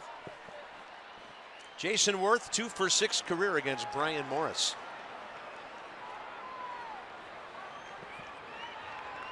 And for Morris, 21st appearance, .368 ERA, 10 Ks in 15 innings. So on his fastball at 93. Breaking ball, low and away. Worth puts a halt to Murphy, rather Rendon at third. Murphy's at second. Zim at first. Go ahead. The slider 87, 88 is all I would say. Everything hard. I didn't see anything off speed the other night.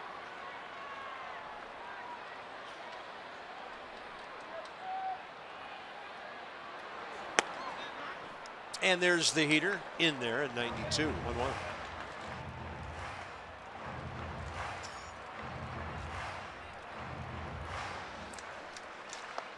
Rendon, the RBI hit to Brovin Taylor. And Murphy sent Rendon to third with another hit. Yeah. And then Zimmerman the walk. Worth out to short. Slow bouncer. Echeverria.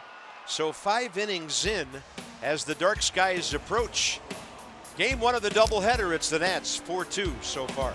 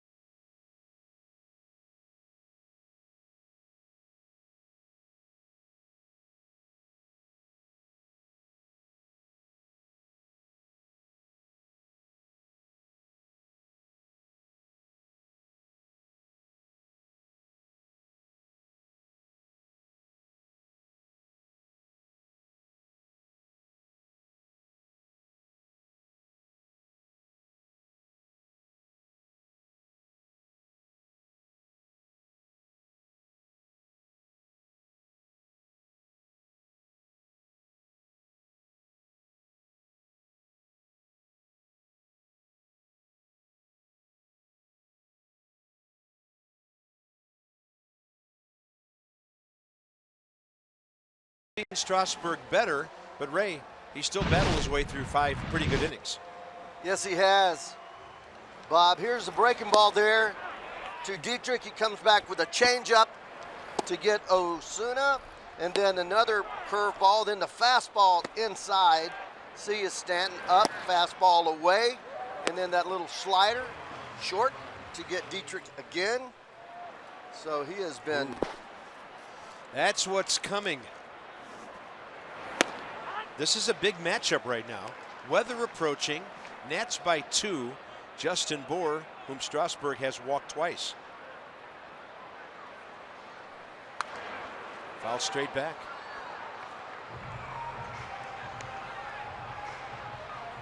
I'd say right toward us, but that's impossible. It is really dark coming in from the southwest. 0-2 pitch. Pop up. Left side. Rendon's the Lone Ranger over there. Anthony in foul ground to make that grab for the first out.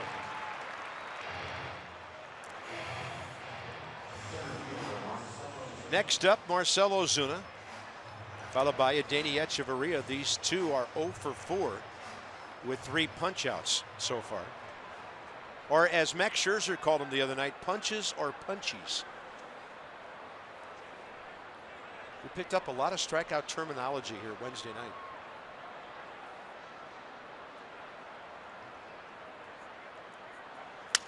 That's a busted bat, and that's a base hit by a strong man.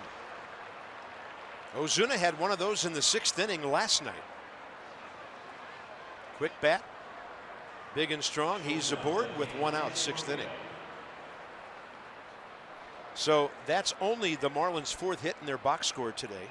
Christian Yelich, solo homer, 2 outs, 1st inning. The next one came in the 5th. Yelich, a double to drive in Jeff Mathis, who had doubled earlier in the inning. So Christian Yelich, 6 total bases, 2 RBIs today. Here's Echeverria, 0 for 2. 2 Ks.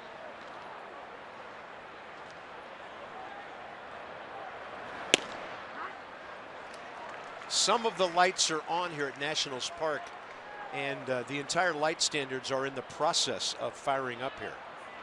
As the skies darken, takes a few minutes for them to get to full strength. Keep the ball down to this guy. He hits a lot of ground balls. He runs well, but he hits into a lot of double plays. A lot of balls that could be double plays. As I mentioned earlier, he runs well, but he's hit into 4 this year.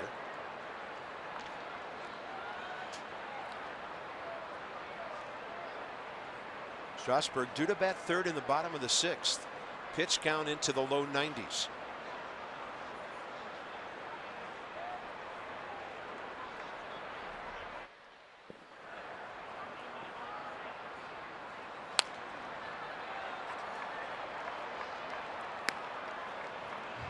I had a fan ask me an interesting question this morning. What if you're ahead in game 1 of the doubleheader and it rains and rains and rains, and you have another game to play? He asked me, do they call the first game any sooner because there's another game to be played? And I said, that's only the umpire's consideration, because once the lineup cards have been exchanged and there's the ground crew ready for the tarp. Well, there is a minimum amount you have to wait the first time the tarp's put on, and then after that it's discretion. It's the crew chief's call, and that's Alfonso Marquez at second base for game 1. He's not the senior umpire in this crew, but Larry Vanover, 27 years, he'll have the plate tonight, so he's not working game 1. But I think you probably wait as long as you would for a day when it's just 1 game.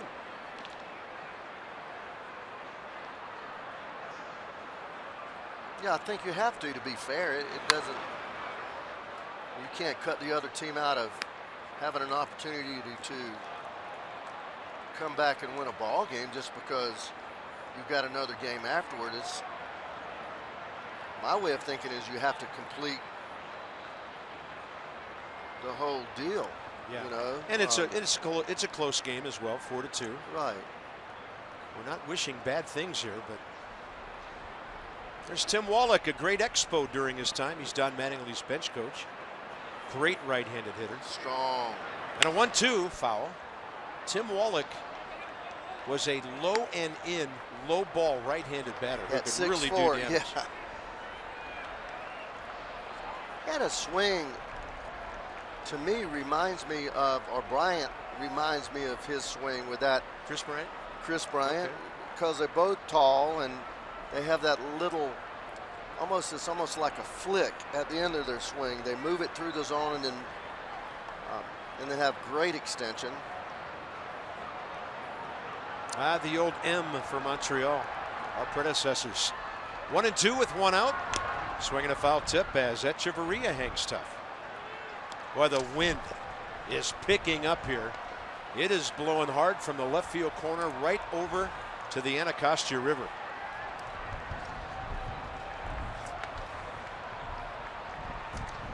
It is kicking, isn't it? It just picked up. Look at that dust storm out there in left center field and beyond the 1-2 with one out. parking lots. Strasburg gets a ground ball right side. He'll get to it. He can shovel it to Zimmerman for the second out. And you know what? The best thing of all to happen right now? A couple of ground balls, no flies, with this wind doing what it's doing. That's crazy out there. Mathis is next. Slider tapped. Getting over there like a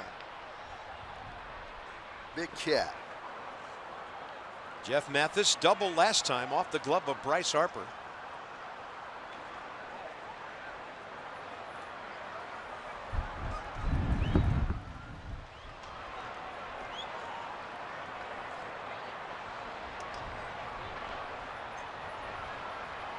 Conditions changing.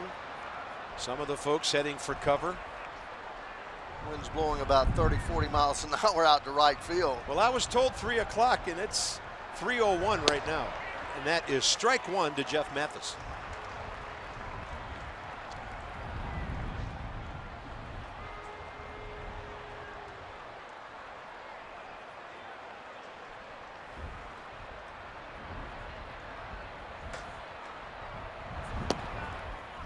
Counts even, 1-1.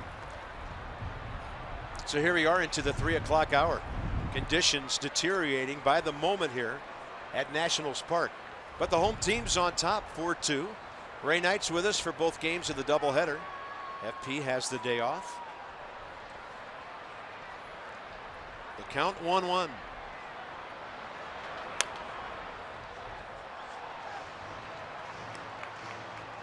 Well, Strauss has that 95 stamped out. If he has thrown 60 fastballs today, 55 of them have been 95.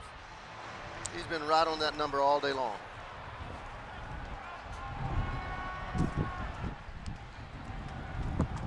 You ought to be able to throw a real good slider away that wind's blowing. It's blowing to the outside corner. It is, isn't it? We usually say right field, but right now it's to the outside corner. Yeah. There it is. And that's a base hit to left. Mathis getting a start today and doing damage. He's got the Marlins back to within a run.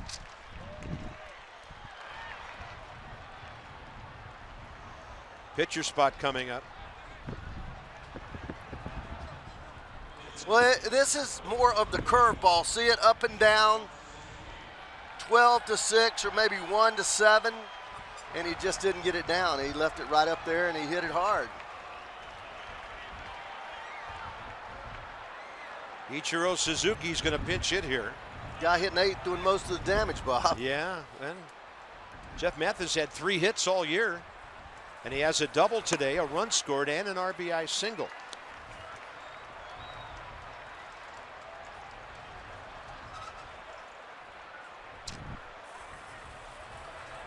Ichiro Suzuki, pinch hitting appearance last night, grounded out to second.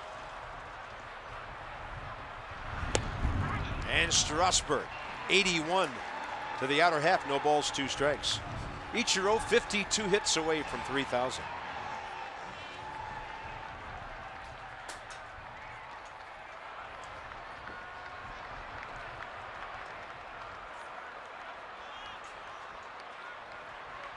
And the 0-2 up and in.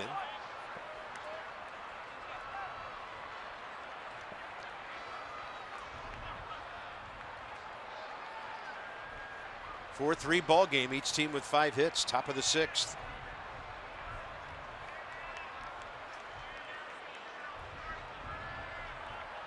Swing and a ground ball. Right side. Here comes Murphy. Strasburg out of the inning.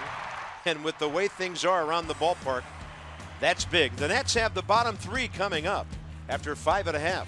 4-3 Washington.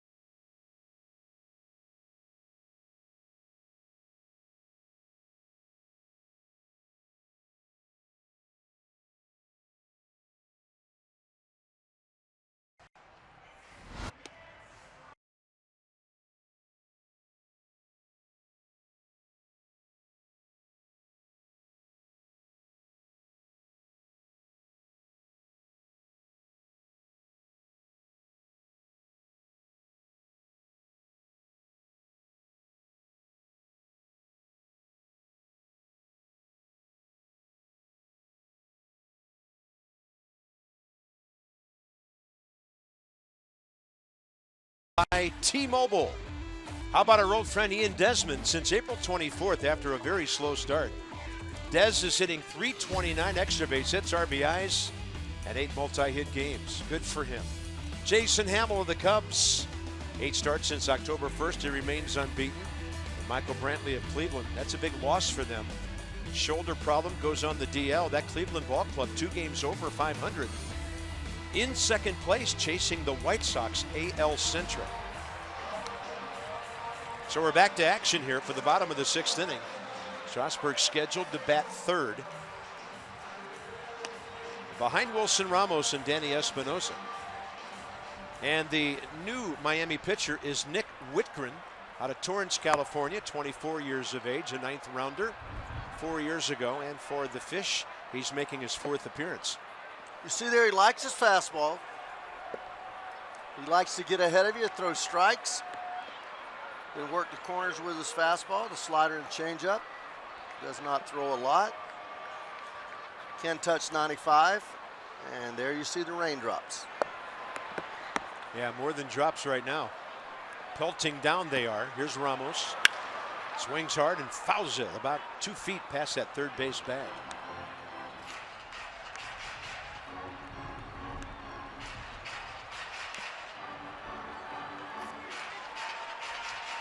Well, I got to give some kudos to Emily Whalen, who I met yesterday at the Columbia Lighthouse for the Blind Golf event.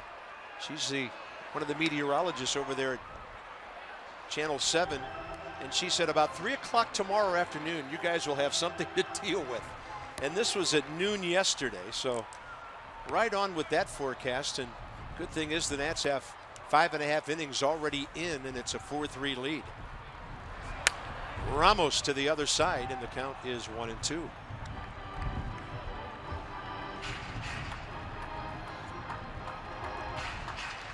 Anthony Rendon is the only batter in the Nat lineup to have faced Nick Whitgren before.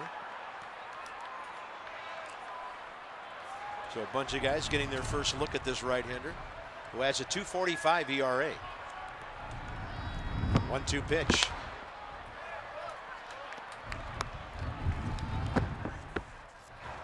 And you'll be able to hear some of the havoc that the wind is wreaking on our microphones around the ballpark.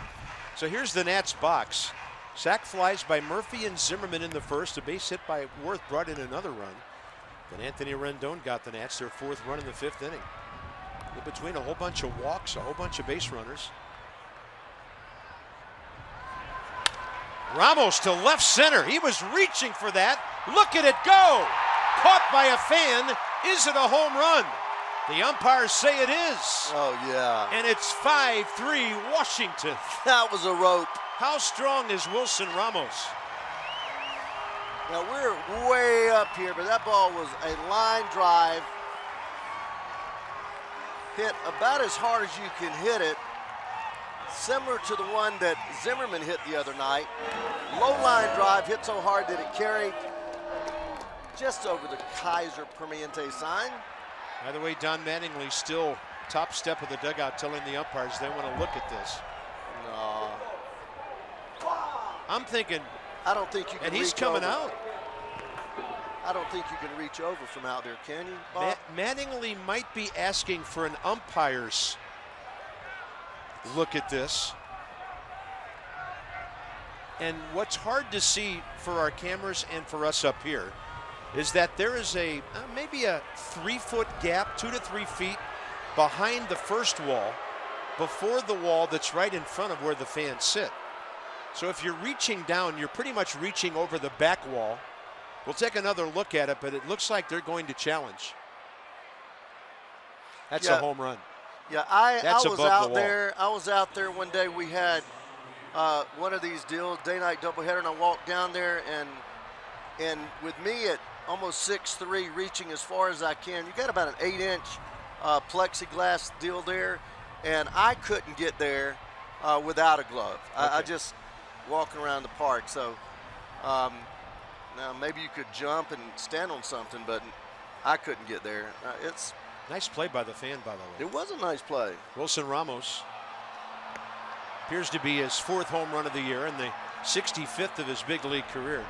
Yeah, the fan reached over, but it appears he reached over the back wall, and it was definitely behind the outfield wall. So there's your gap between the walls. It's called a crew chief review, initiated by Don Mattingly to Alfonso Marquez. So this does not go down as an official Miami challenge, but they can ask the crew chief to take a look. You remember that day that the ball got hung up in the left field corner, and they threw up their hands. I forget who was playing. I think it was Logan Morrison was out there, actually. Just look right here. Yeah, I remember that play. It was with the Braves, I think. Justin Upton. Upton, that's right. And that next 2 or 3 days, I walked all over this park just to get, because I'd never been out there. I didn't know that the ball could get hung up underneath there. And actually, that ball wasn't hung up, but there were places you could have it hung up. But you see that 6-8 inches there, and then it comes out to the top of the fence, and then it goes to the padding. Yeah, and it's quite a stretch. I'm a little surprised this has taken this long. The headsets are coming off, and it's a home run for Wilson Ramos. Hey, Wilson, see you later. 5-3 Nats. I mean, he went down and got that ball, and that was very impressive. He hits the ball as hard as anybody, doesn't he, Bob? George Foster hit the ball harder than anybody that I've ever played with or saw. Stargell. He was unbelievable. McCovey, Jack Clark, those kind of guys. Certainly McGuire, Dave Kingman.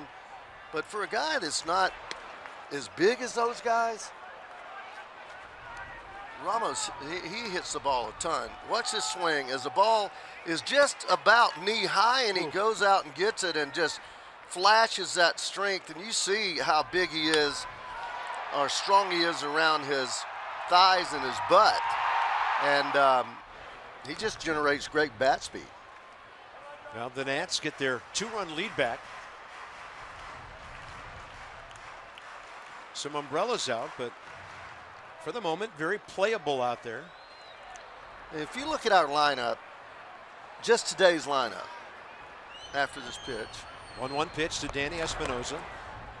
Taylor, you know, can hit 20 home runs. You know Rendon can hit 20. Harper can hit 40 plus, whatever. Murphy, I think, can get to 20. We know Zimmerman can hit 20. Worth has hit 20. Ramos can hit 20. Espinosa has hit 20. So you got 8 guys on the lineup that are capable of hitting that many home runs. Espinosa inside out swing, left field line, dropping, and a base hit for Danny. Right between three fielders, Prado, Echeverria, and Yelich. And the Nats have 2 hits in a row. Matt Dendecker was on deck. They just called him back. And Steven Strasburg might stay in and bunt and then leave the game. We'll see. Well, these are the kind of hits you want. Danny has hit a lot of balls hard this year, but no man's land, fighting off a ball inside. It's a thing of beauty right there now. You're talking about evening out. I used to get about 15 of those a year. You did? Oh, yeah. And how many infield hits? 0. I didn't get many infield hits. I would bunt 3 or 4 times a year and get a base hit, but didn't get any infield hits. Strasburg, 1 sacrifice this year, 32 in his big league career. And if you're going to bunt, stay with the pitcher. You don't have to use another ball player, even though Matt Dendecker is the extra man, the 26th man for the Nats in this doubleheader. I like the way Dusty uses this. You know, you got to realize that there's a 9-inning game. It may be more than that. You don't want to use up your bullets. Your primary deal here is to get another runner in scoring position. You know that Strauss does the job generally. And the interesting thing about this situation, I noticed a moment ago, and then our stat guy, Carter, backed me up. At least for now, nobody throwing in the Nats bullpen. Dendecker was on deck to hit for Strasburg, but some of those guys could pop up pretty quickly and get ready. I mean, there's nobody out in the inning. But generally, you would have somebody just up throwing softly. Strasburg is at 104 pitches through 6 innings. Yeah. 1-2. We know Perez can get loose in about 10 pitches. Yeah. It just looks to me like there's some guys standing around out there. Yeah, it does. They're standing because it's raining under the overhang, and they might be about to sprint for the mound out there. I'm with you. I always just like to have my guy soft tossing, because a guy can hit a double play right here, and boom, you're out there. And then when you're going to get loose. Strasburg swinging away on 1-2, and he got the foul ball.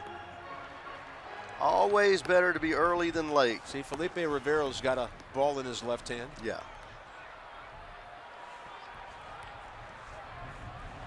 Bottom 6, Nats looking to add on. Strasburg squares again early, but he could switch off and hack. Outfield defense, what you would expect when a pitcher is batting. As the Marlins, and the rain coming down again pretty steadily, shallow and to the right field side. Target way outside. Strasburg switches off again and bunts, or rather swings it foul.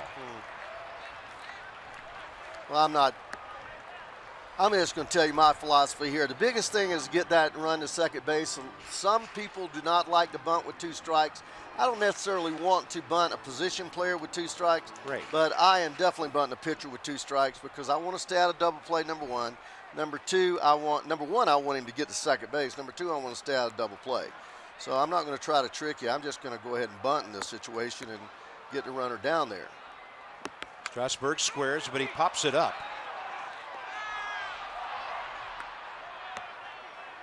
So they let the ball drop. And if Mathis is going to let the ball drop, why not throw to second and get the first guy and put the pitcher on first? That's what you're supposed to do. But he picked it up and threw to first. And Danny Espinosa's on the bag, and he has every right to that bag. You see so a lot Strasburg of people, is out. You see a lot of people do that, but they seem to fail to recognize which runner you want at first base. Right. Let's see if this ball hits the ground first. What he does, he puts himself in a position. Boy, is that ball fair?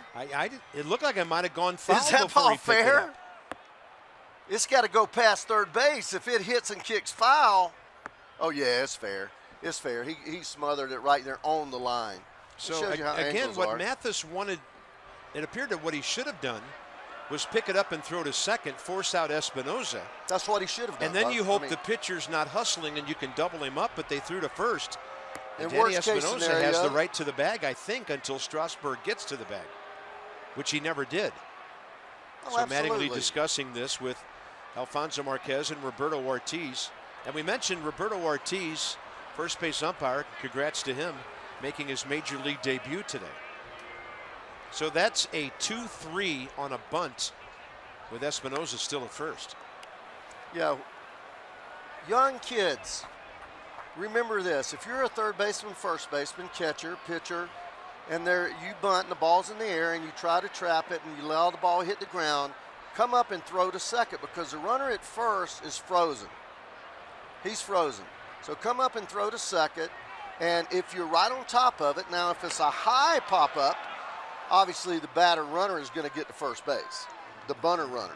But on a ball like that, you just come up and gun it to second base because the guy at first has to freeze, and then worst case scenario, you've got the pitcher changing places with Danny, and there's a good chance you'll get a double play. Yeah.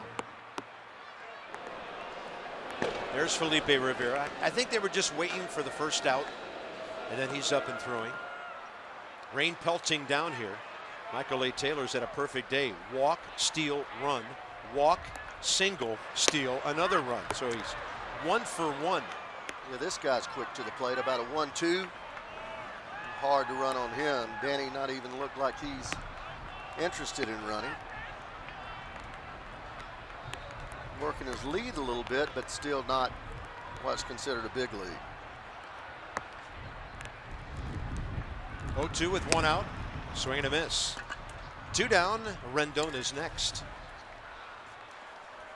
Max Scherzer celebrated his historic 20 strikeout game with $20 low level seats. So you can sit on the lower level tonight or tomorrow. Visit nationals.com to purchase tickets and use coupon code TWENTY at checkout. What a night, what a night. Oh my gosh. I don't know that I've seen anything that was any more exciting than that and any more dominating. Just chills every pitch. Rendon, strike 1. Hey, by the way, I've had a lot of fans ask me already if they could get a copy of my scorecard from Wednesday night. Well, we have it posted online. If you go to nationals.com to the message boards, and there's a thread on there called Ask Bob, which we've been doing for about 9 years. There's a link on that to Masson's Twitter account, and you can find the scorecard from Wednesday night when Max Scherzer struck out 20, and you can see the game as we saw it. So thanks for those folks who wanted to know that. And again, nationals.com, just go to message boards and Ask Bob, and you'll be able to check it out and maybe score along with us here. Rendon 1 for 2 with a walk and an RBI hit and another base hit. Yeah, he's swinging it. Espinosa had to pull up so it didn't hit him. Danny stops at second, and Bryce Harper will bat here in the 6th inning. We throws him a ball away from him, and he just goes right with it. Short little row of his hand, that little hand action there, and sounded like he may have broken his bat, but nonetheless hit the ball hard that way. Well, Bryce today on changeups by Justin Nicolino popped up twice. He was walked in the first, and then Nicolino gave him a bunch of off-speed stuff and popped him up twice to short. Well, this guy likes his fastball first pitch. And for about the 3rd time today, the Nationals have a chance to break the game wide open. And I say that, this is the first time I've seen him, just reading scouting reports. Those things are pretty accurate most of the time. So the Nats now 2 hits first 4 innings, 6 in the last 1 2/3. Trying to put a stamp on this game. Up and away to Bryce. Yeah, he liked his fastball, but he liked it 18 inches off the plate. And not too many people want to throw that first pitch fastball to Bryce, do they?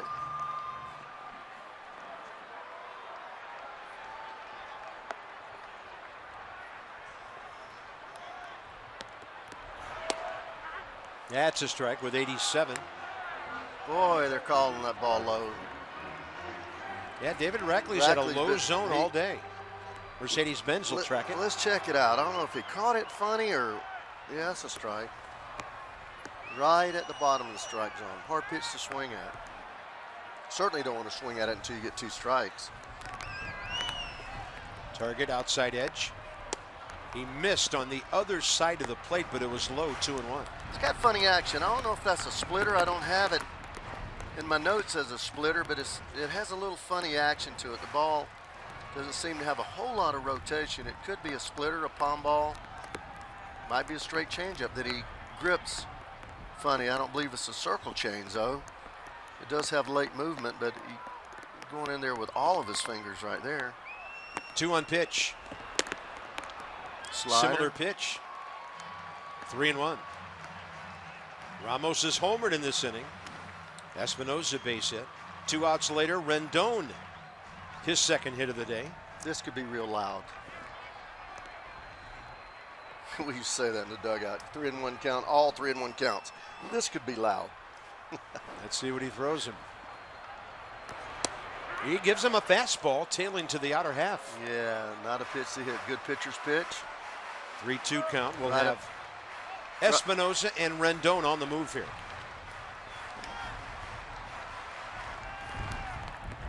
On deck, Murphy a base hit last time. Well, everything's been away but the one slider. See if he stays away with him. He walks him and the bases are loaded. Bryce on for the second time today. Walk number 39. Respect, respect.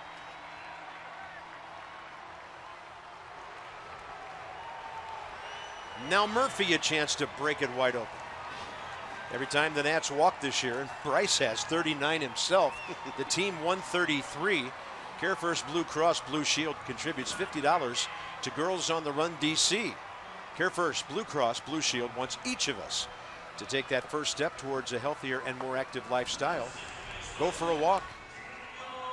30-second clock is at 12:11:10 for Juan Nieves to vacate the premises.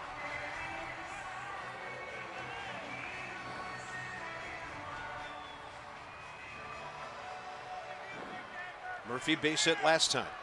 A sac fly, a line drive out. He's made great contact 3 times. Again.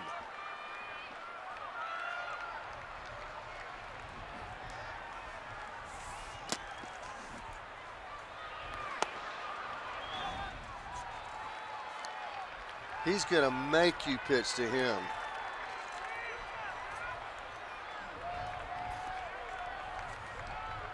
That might be his forte, is ability to get a good pitch to hit.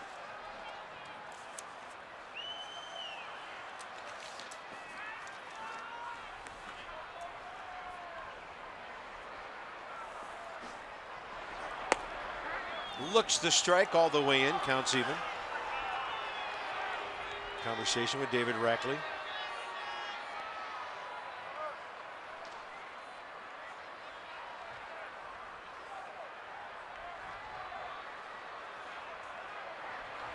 Just eyeballing the pitcher. As you said earlier, so still. Outside, 2-1.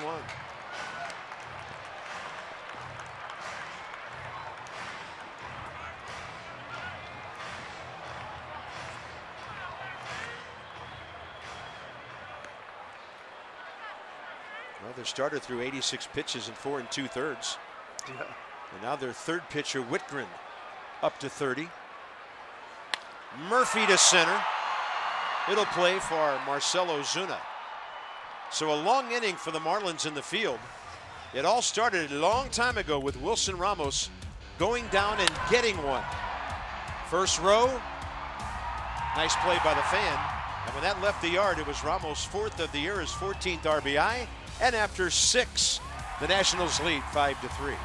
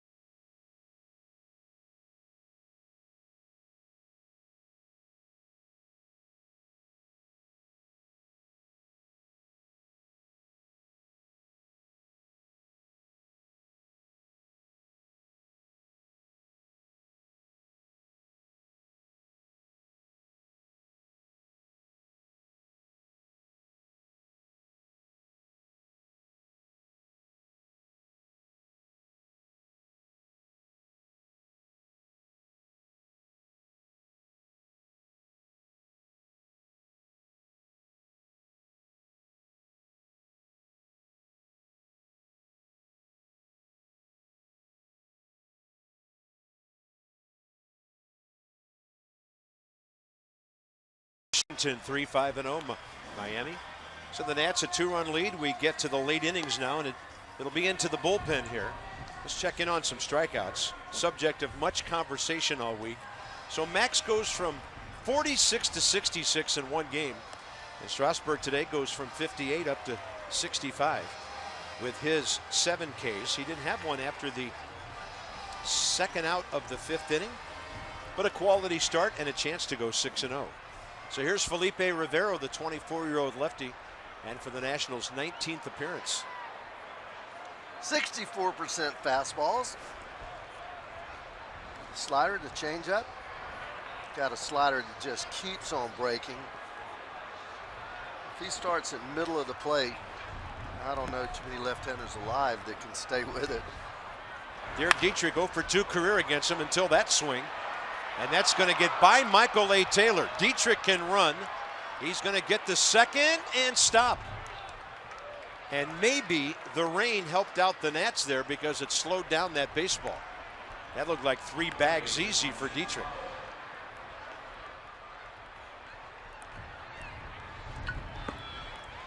This ball was hit really hard, and Michael A. just takes a bad angle. You know, you got to go back on this ball a little bit. He had no shot to get to it.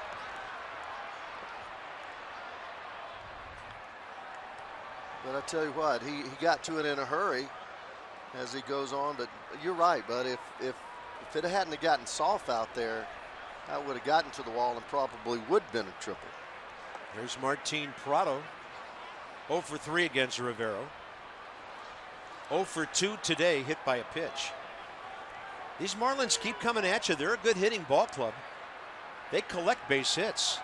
Now they're 12th in the league in runs, but they're 4th in batting average. So they'll get guys on base.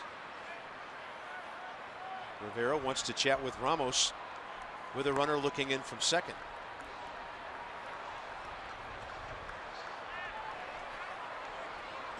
Most of the crowd invisible to us. They are up under cover. But as the rain continues to fall, and not exactly a downpour here, play continues into the 7th inning.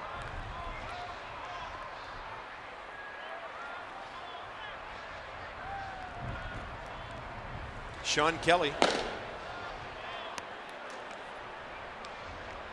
for Stanton, who's still 2 hitters away. Left-hander Christian Yelich on deck.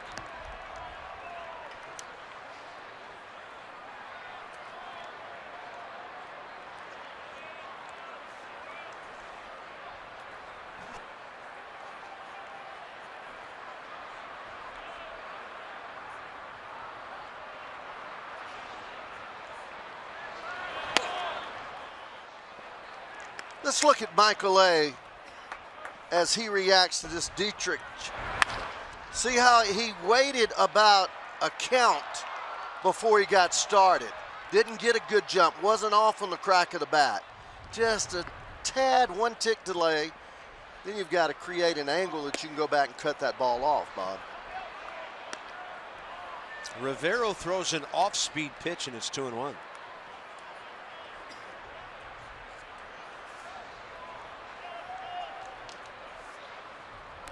So game 1, Nats have led all the way except for the top of the first. And a very important juncture of this game. Rivero gets a swing and a foul tip.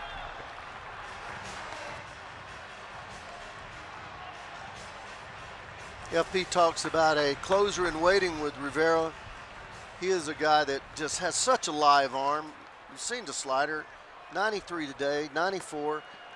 But the ball just moves everywhere, and he comes from that 3/4 angle, throws just a touch across his body. Oh, that's a pretty good pitch. Went with the changeup, and it just missed.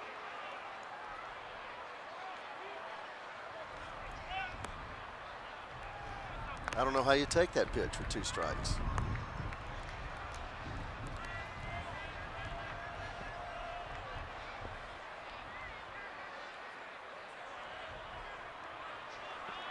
Target inner half.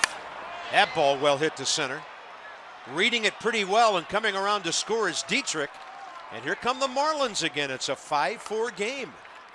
Now these guys have 6 hits in their last 3 innings.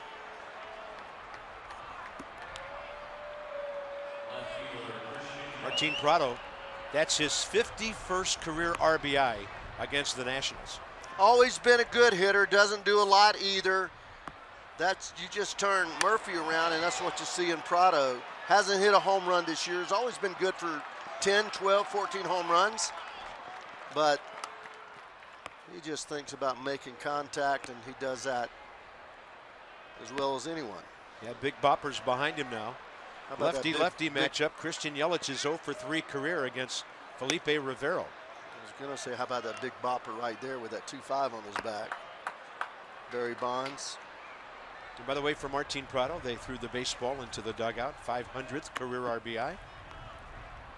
So just over 10% of those against the Nats, 51. Wow.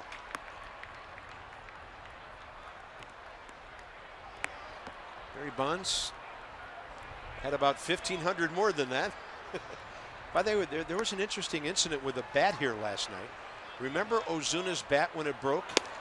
And they went over to the Nationals dugout, and before the baseball authenticator could get to it, they took it over to the Marlins dugout. Why? It was one of Barry Bonds' bats. Barry Bonds did not sign the agreement with Major League Baseball during his career for his memorabilia to be authenticated. He handles his own stuff himself. So rather than a game-used Barry Bonds bat, and that's a strikeout, a big one for the first out. You know, Willie Mays never did either, and he's Barry Bonds' godfather. So that's what that whole bat thing was about last night. And Dusty's coming out to get Rivero. Yelich didn't like the call. Good spot, though. Just perfect slider. I think Yelich wanted to know, was it called or did I swing? Both. Both. So 1 out. And the Nats will go further to their bullpen. Sean Kelly to face Giancarlo Stanton. The Nats by just a run.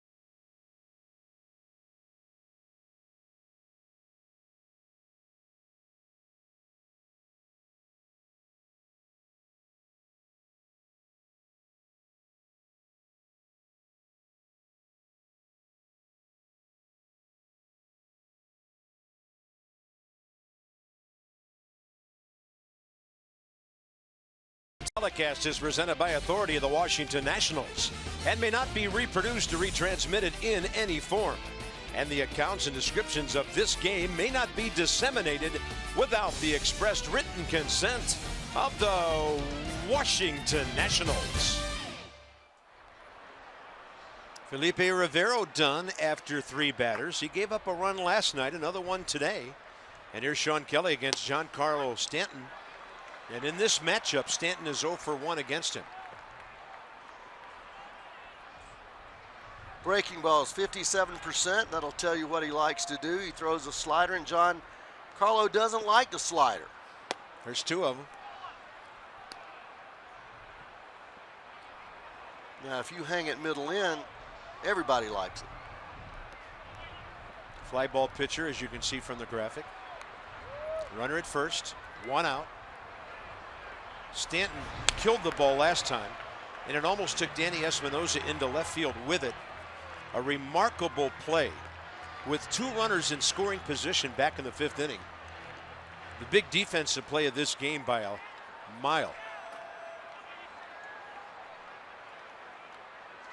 Now it's 1-2 to the big man. Outfield straightaway, deep. Another slider. No fastball. He tried to run it back to the outside edge. Yeah. Nissan will track it. Good spot, just a tad off the plate. Maybe, maybe not. I don't know how you take those pitches. They rung them up on me. 2-2. Got him. Spot. 92 by Stanton before he could react, and that's a big second out. Now it's Justin Bour. Well, that's just perfect, man. You go away, and then you come back in, changing the eye level. There's a little thing called muscle memory with a hitter. You kind of remember where the last pitch was, whether you like it or not. Takes a tremendous amount of discipline to get away from that. He spotted the ball away, then came back in, couldn't do anything with it. So here's Justin Bour. That's 0 right, for 1 with 2 walks against Strasburg today. And against Sean Kelly, career 0 for 1. Murphy well out into right field. And this one to Danny Espinosa, who used to play a lot of second base. So Sean Kelly comes in, puts out that 7th inning fire. Now it's time for the 7th inning stretch on a suddenly rainy and cool day at the ballpark. Nats by 1.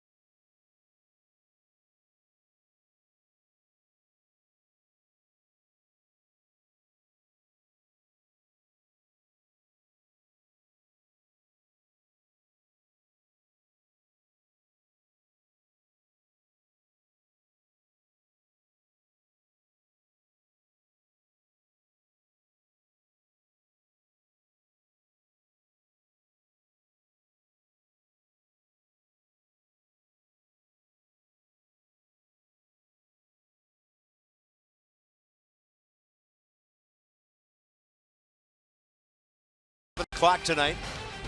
The Tanner Roark fan club was on full display in Chicago. And tonight he'll take his 2-2 record, 2.03 ERA against the Fish. 2-1 with a 1.08, by the way, here at Nationals Park. And he will be taking on a Miami rookie, Kendry Flores. Second career start. Took a loss against the Phillies first time out. We'll get you going at 6:30 with Nats Extra. Johnny and Phil. That's over on Masson 2 tonight. Ray Knight back in the booth with us for the nightcap. Day night with Ray Knight here on a Saturday. Hey, hey.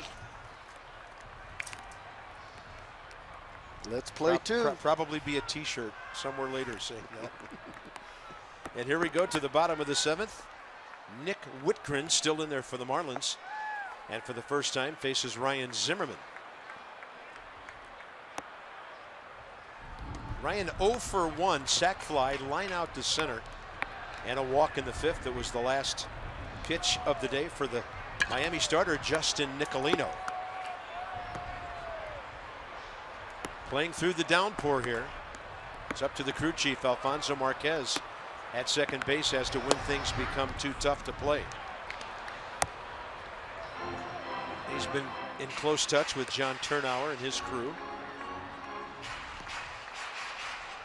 They've been poised over on that first base side near the tarp for about 2 innings now.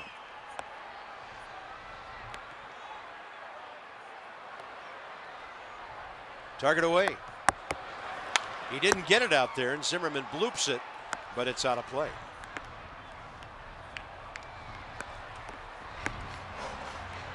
No, he missed the spot there, 2 feet.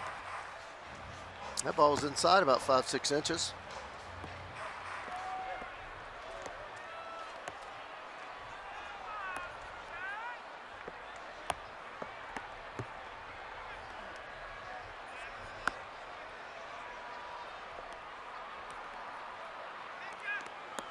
Breaking ball, hit hard the other way. Board knocks it down. It gets away from him, and Ryan Zimmerman's safe. And this might be an interesting call for the official score. Give him a hit. He smoked that ball. You got to think it's wet out there. You got to think about the conditions. He goes to pick the ball up. The ball's wet. I give him a hit. Why not? It's home. We're at home. He smoked this ball. This ball's a slider away, and he hits it really hard. He hits the ball on the hill. That might be a reason not to give him a hit.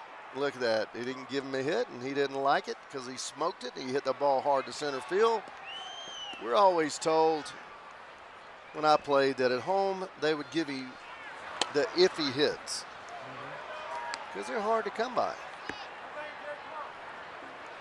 Yeah, it's kind of funny how sometimes, from the official score standpoint, doing what's the right thing in their mind goes anti to that philosophy.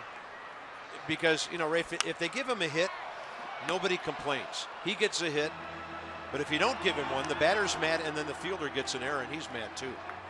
So that was an error on Justin Bour. I understand all that, but they're not down there trying to feel it. That was a peak. In the rain, on a wet track. That could get changed. We'll see. Well, Zim's not, you know, he's not the type to ask for a whole lot when he throws his hands up like that.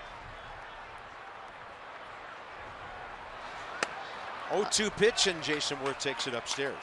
And I'm not one to just say, hey, give a man a hit. I'm not.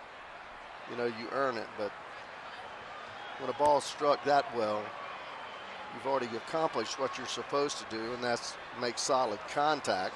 You can't guide it, but I do think the ball hit him in the heel of the glove. That might have made a difference. Worth in the air to right. It'll back up Stanton. Edge of the track. Halfway onto the track. Zimmerman going to second. Great base running play. Got back and tagged and got the Nats 90 feet, making it a productive out.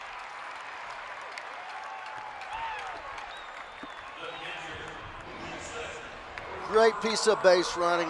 Not a lot of base runners would have tagged there. So often there's a base to be had, and especially wall balls, people go to second base and then have to retreat. You go to first base. If he misses it, you're going to get to third anyway. I like it. Runner in scoring position in a one-run game. A couple of times the Marlins have gotten it back to within one, and the Nats have had the answer.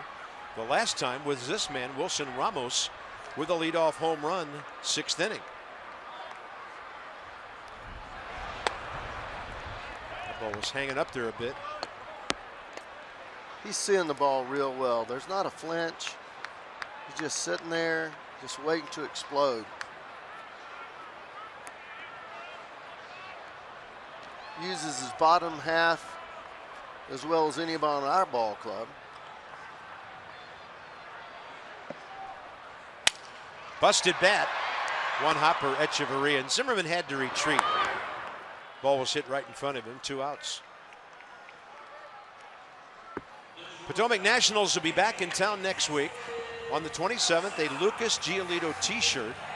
On the 28th, the Bryce Harper MVP bobblehead. And on the 29th, Bark in the Park to get your tickets. And they're going fast. 703-590-2311. PotomacNationals.com, and there's Blake Trinan. Danny Espinosa, base hit down the left field line last time up.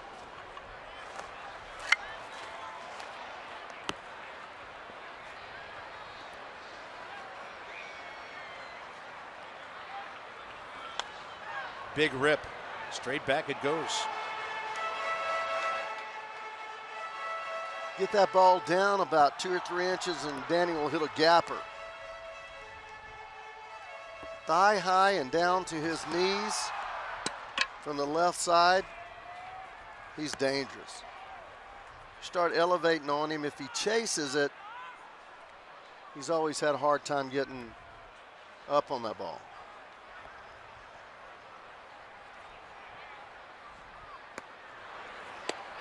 One ball, one strike.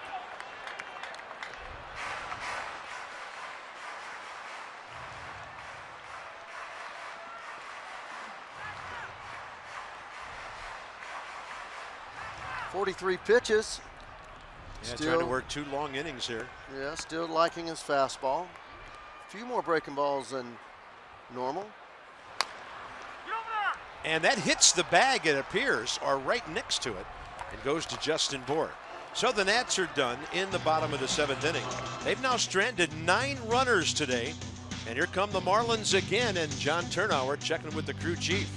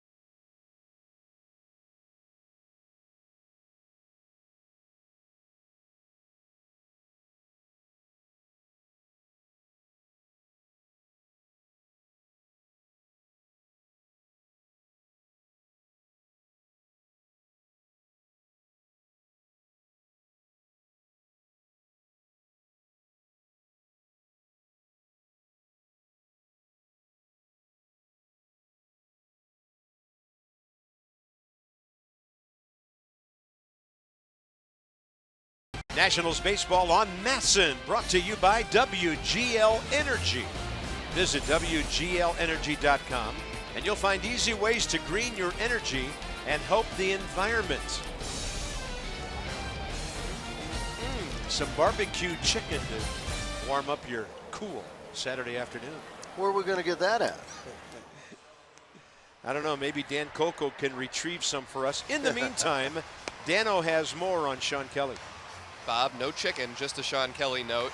Sean Kelly, as we said last inning, he's thrown 57% sliders this year, very high percentage of breaking balls. I asked him how he's able to get away with that. He said over the years he's gotten really good at reading swings. He actually reads swings from hitters more than he watches film on hitters, so he kind of adjusts in the middle of an appearance. He said he's not afraid to throw 5, 6, 7 sliders in a row. He's not scared off by doing that. He knows a lot of hitters are up there sitting fastball, just waiting for one heater. So he's not afraid to tease him with those breaking balls, and he'll expand the zone with it, throw a lot of sliders, and get guys to chase. It's been very effective for him over the last couple of years. All right, Dan, well done. 7 pitches, 4 strikes for Kelly. 7th inning against 2 tough hitters in Stanton and Bohr, guys with power. And here comes another one, Marcell Ozuna. By the way, we got a weather report. John Turnauer and the Nats teaming up on the weather. All that wind was the very front of the front, if you will, and things have calmed down since then. They are hopeful that the rain will stop here in the next half hour or so. We shall see. Trying to play through it all and be on time for the nightcap at 7 o'clock this evening. Marcell Ozuna.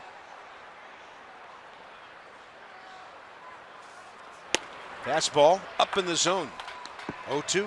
Bob, I'd like to comment on the report there.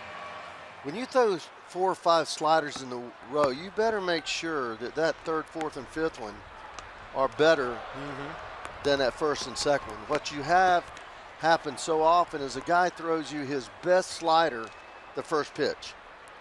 And then the next pitch, he throws you the same slider, but by the time he gets to the third pitch, he throws one that's not quite as good, and it gets hammered. Yeah.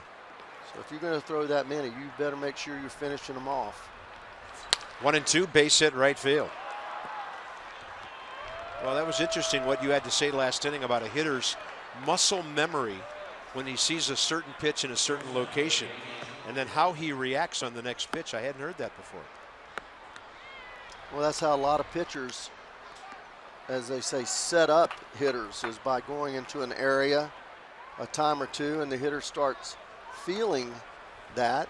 Their eyes, that's the last thing their eyes saw, and if you're not careful, you just kind of start leaning out there a little bit, and they bust you inside, and you're done. Here's Echeverria, who's 0 for 2 against Sean Kelly.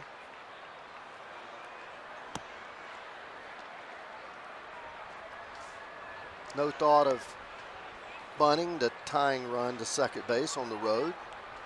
And you have 8 and 9 coming up. Certainly not with the bottom of the lineup up there. Although he has a choice for a pinch hitter if he wants to in that 9 hole. Boy, Danny Echeverria's been struggling, and he was late for a 91 fastball there. You know, he's in between. You know, we talk about that a lot. The breaking ball, he's out in front of the fastball. He's laid on. There's Oliver Perez.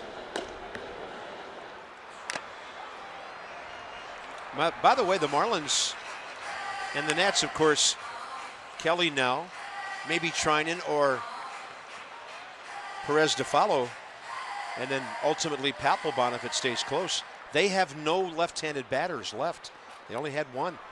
Their bench is almost like their bullpen. Bullpen, no lefties in the bench. Ichiro Suzuki, about it. Well, we saw Narveson earlier. I thought he had a nice breaking ball, and they just decided to go without a left-hander. There's a pop-up. Ryan Zimmerman is under it. Yeah, Narveson was part of that 4-home run 7th inning in Miami. And I don't know if that was one of the things that got him sent May out. have been. And Toyota Case for Kids. Washington area Toyota dealers helping children and their families. We're making a donation of $37 to the Children's Inn at NIH. That's the National Institutes of Health. Every time the Nationals pitcher strikes out an opposing batter. Well, get Jeff Mathis out, and you might beat the Marlins today. He was 3 for 24 in 7 games, and today he's 2 for 3 with a double, a run, a single, and an RBI.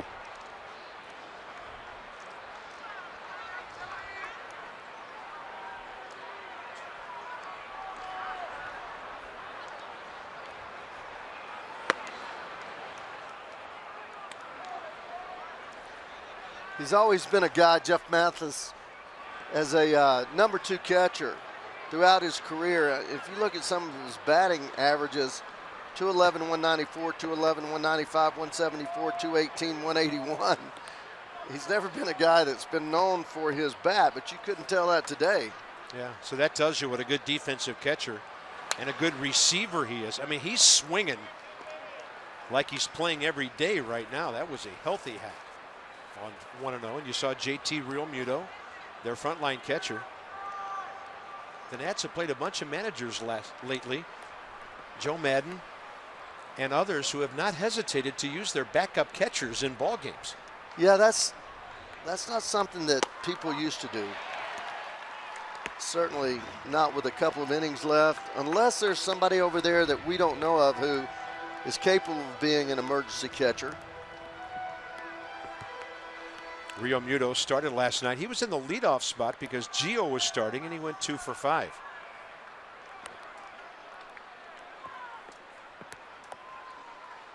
One-two with one out, and Ramos smothers it way outside. Mathis, just to let you know about him, parts of 11 seasons with the Angels, Toronto, and Miami.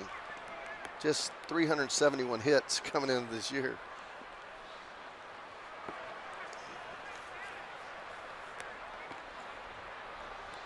Good athlete. He was a high school quarterback. Swing and a miss. Kelly gets it by him. 2 outs here in the 8th. And the Nationals have racked up 10 strikeouts today.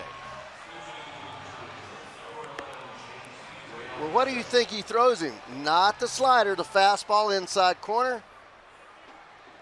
Just kind of leaning out over the plate. You see the way he finishes with a swing out over the plate. That tells you that that muscle memory that I talked about, he's thinking away, and his posture kind of takes him that way and makes him short on inside pitches. JT Realmuto is 0 for 1 career against Sean Kelly.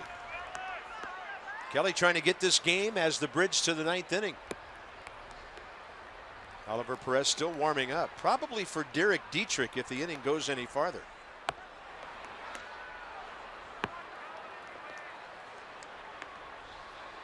Yeah, 2 out of 3. Dietrich, Yelich, Prado sandwich in between. And Oliver has already retired Dietrich in this series. 0-1 with 2 outs. Good slide piece. That one appeared to be changing planes on its way away. Well, it was. When he gets on top of it, it does go downward and it looks more like a curveball. He calls it a slider. Sometimes when he's along the side of the ball, it has more of a sideways movement with some tilt. He's spotting that fastball well.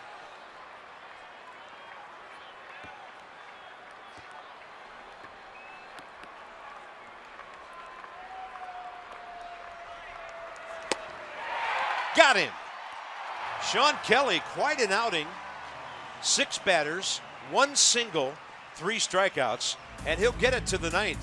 Pitcher spot due up. The Nats by 1.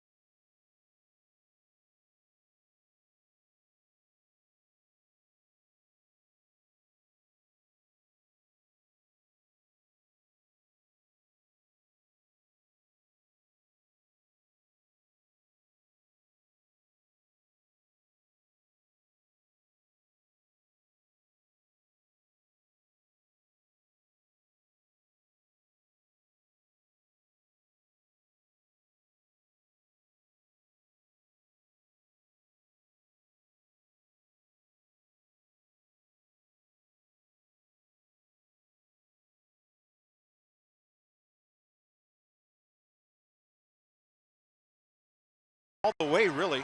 Biggest lead the Nats have had have been 3-1, 4-2, and 5-3. Most career hits by active managers. We got 2 of the best here today. Don Mattingly, 2,153 hits. Yankees, Dusty for the Giants and the Braves. A couple of different ball clubs. So you got some managers who can hack. And probably Matt Williams is not far off of that list. Brought to you by Jeep.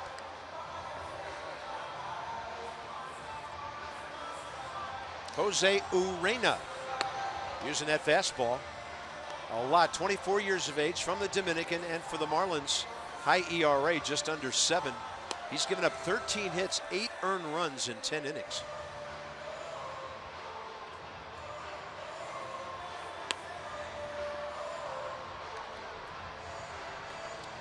First up, in a leadoff spot for the pitcher to get on base, the Nats will go with Matt den Dekker, the extra player allowed for the doubleheader today. I know the last time he got in here late, he hit a bomb. What was that, Atlanta? That was Atlanta, the first series of the season, right after Ben Revere got hurt. And I tell you, I talked to Matt after that. He was so happy about that ball he hit off the wall in Atlanta. He was also happy to be playing in some place where it was over 40 degrees. Had just gotten off the plane after being with the Syracuse Chiefs. Look at those Nats ponchos. Well done, guys. Dendecker against Urena, 2 for 3 with a homer, 3 RBIs. Here we go. So he's up hacking.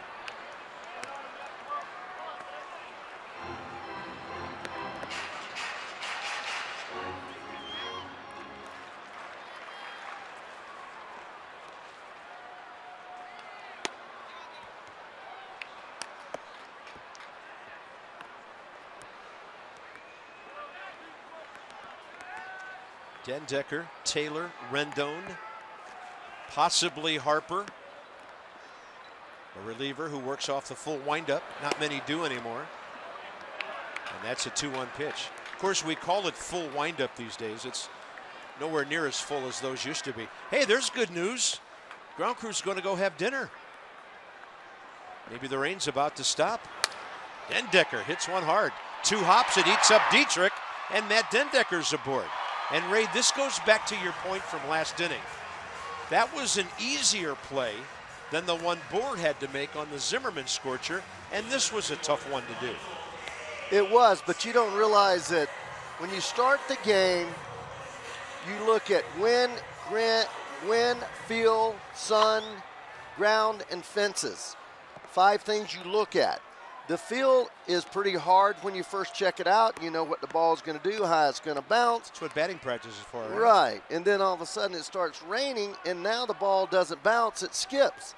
And, you know, you don't know how much is skipping until you get a chance, have a ball hit to you. So, you know, oftentimes they just automatically say, oh, that was an error, he should have had it, not realizing that he had no chance because he hasn't seen that ball. It skips on him. That's Dietrich's first error of the year, too. He's a good second baseman. In fact, he can play other positions. So here's Taylor, 1 for 2, 2 walks, a run, a steal. In fact, 2 steals. And that's the second time he has squared around today. I was given errors on balls that I had no chance to catch. And then I was situations where they gave hitters hits on balls that I should have gobbled up. You know? Because they just don't know. Everything looks flat here. Man. You know, and I can understand that call. It was right yeah, at Dietrich. Of course. But after the official scorer sees that play, the Zimmerman one from last inning should be changed. Right. Because that was Justin Bohr off to the backhand side. Right. So, you know, we all have our opinions about this, but I'm telling you, these are tough conditions. The only point Field's been wet for an hour. The only point that I'm making is that an error should be on a ball that's a routine play that a player just should make, right? I mean, that goes without saying. But in these kind of conditions, nothing is really routine. Yeah, that's well said. Great job by Taylor pulling the bat back as he had squared. 5-8-1 Nats. They've stranded 9. 4-8-2 Marlins. They have left 7 on base.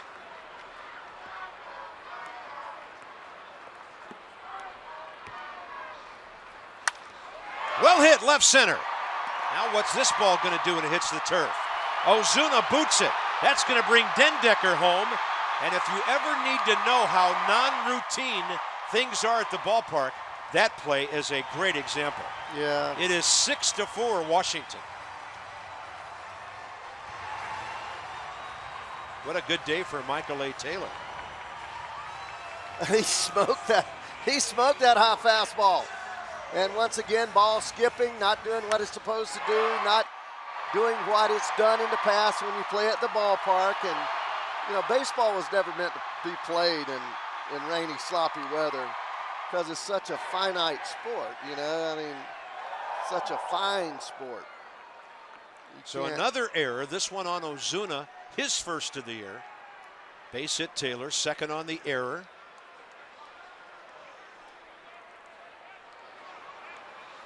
I mean, you hit a ball that hard today, it's trouble for everybody. Nobody out. Here's Anthony Rendon, and again, for about the 4th time today, the Nationals a chance to take command of the game. Trying to give Papelbon a cushion now. He already has 2 runs to work with in the 9th. Bob, in the World Series in '86, Jim Rice hit me a ground ball in the 8th inning with a runner on second base, and it had rained the night before. It's late October. Everything is damp, and I feel routine ground ball, and I feel it when I go to pick the ball out of my glove. I get nothing but a wet spot. I mean, the whole side of the ball was wet. And I gripped it firmly and threw it to first and pulled Keith Hernandez off the bag, and the ball came out of my hand like a spitball, but of course, had to be ruled an error, no doubt about it, because you're supposed to learn how to be able to handle those things, but sometimes just the condition of the field will throw havoc in what you're trying to get done. Rendon looking for a 3-hit day.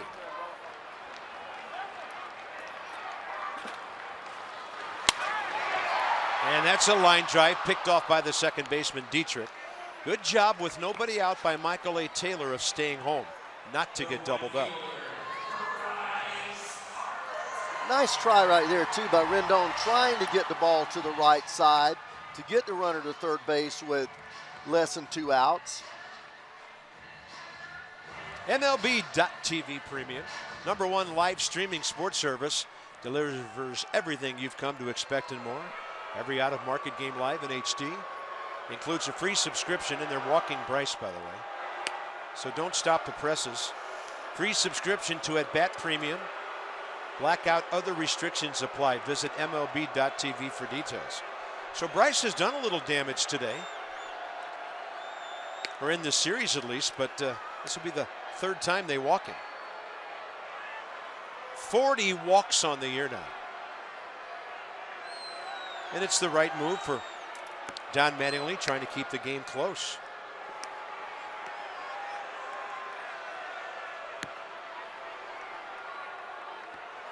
This man on deck has a little something for him. Bryce Harper, 1-for-1 career against Urena coming in. And now 2 walks. Ryan Zimmerman has never faced, Daniel Murphy with Zimmerman on deck. Facing him for just the 2nd time, 0-for-1. Still only 1 out. And Daniel Murphy looking for his 19th, a multi-hit game of the year.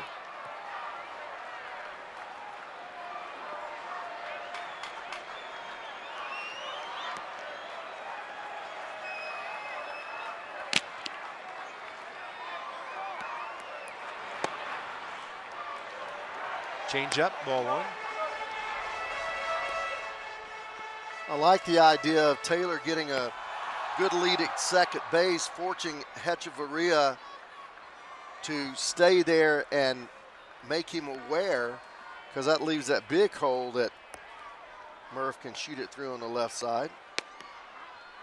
Little run to that 88 over the plate, 1-1. Only 1 other game in the National League in progress this afternoon. Cubs at home, leading the Pirates 6-2 6th inning. They have an 8-game lead in the Central. Murphy out of play, left side.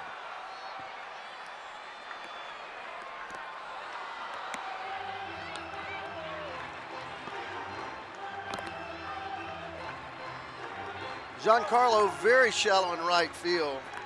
I mean, right on top of the second baseman, actually. It's going to be difficult, even though Michael Taylor can run, but you've got to consider when he goes to field that ball, it will be wet. There's no way that Henley's going to stop the runner, because you've got to catch it cleanly, throw it accurately. Yeah, and then the catcher's got to pick it. Yes, he does.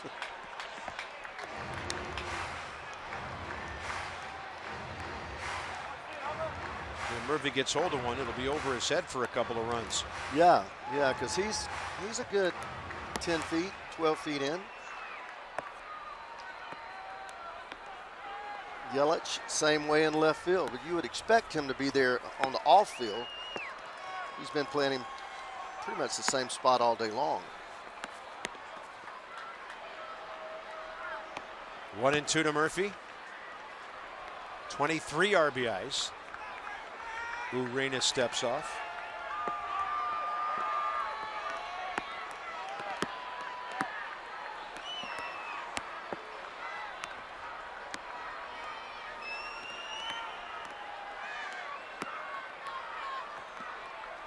Urena working extremely slowly now.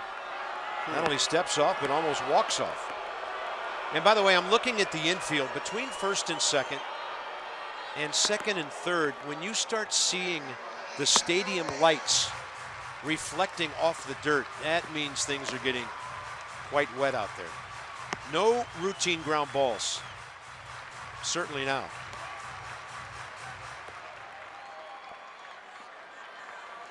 Great point, Bob. Field in fantastic shape, thanks to John Turnauer and his crew. But it's been raining since the 6th inning. Now that is an emergency hack. I love it. Battle up there. It's a war. Check this out. Up and in. I'm just going to protect, make a little contact, go to another pitch. Maybe I'll get something better to hit.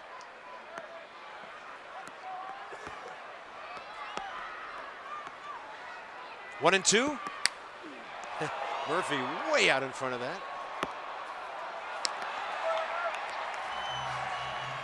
You know, that's a nice play because on the way over, that ball deflected off one of the big, thick wires that holds the backstop in place. Well, I see it shaking. Yeah, it was moving. Well done on the redirect.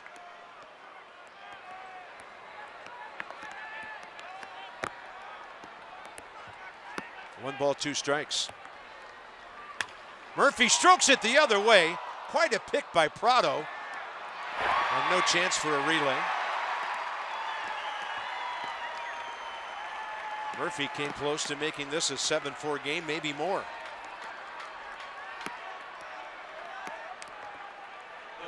Boy, he's good.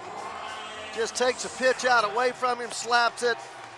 Nothing but a great play. Keeps that from going down in the corner for a double and maybe two more RBIs.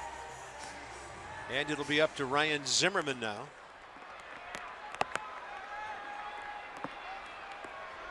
Ryan has had a very odd day. 0 for 2. Could be 1 for 2. Actually, he could be 2 for 2. Lined out hard to center. And then on a scorer's decision, an E3 in the 7th, on a ball he hit extremely hard to the right of Justin Bourne. I still, you know, and if I'm Dusty Baker, I want the grounds crew to work on that infield before the top of the 9th. That infield we talked about. Yeah. The key to that play by Prado, it was in the air most of the time before it got to him. This one's on the ground to Prado. He's on the charge. Tosses one over to Bohr, and that's it. So the Nats pick up an unearned run. Papelbon has a 2-run cushion. 9th inning, straight ahead.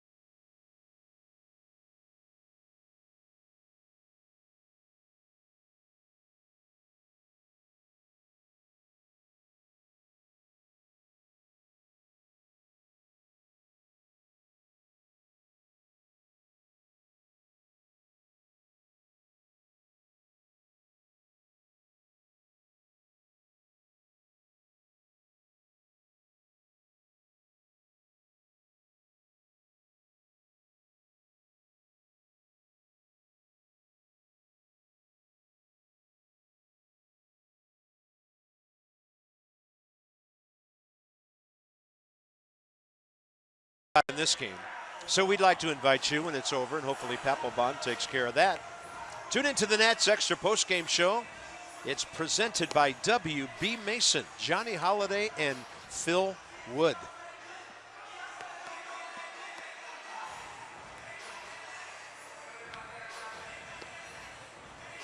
Get alerted when a huge play is on the horizon.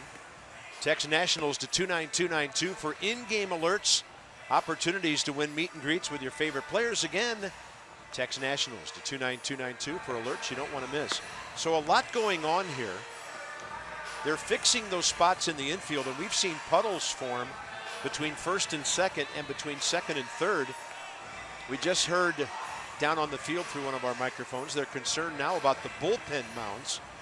And sometimes the pitchers and the bullpen catchers will take those tarps and cover the mounds themselves while the grounds crew is busy, but you can see the puddles.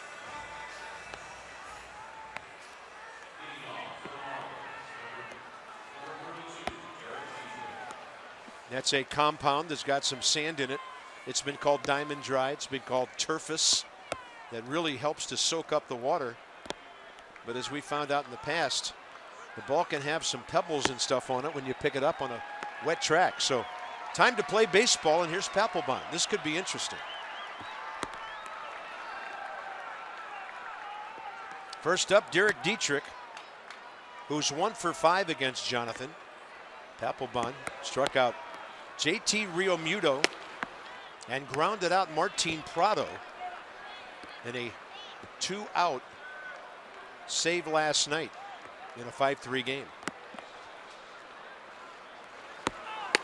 Misses on the first 2.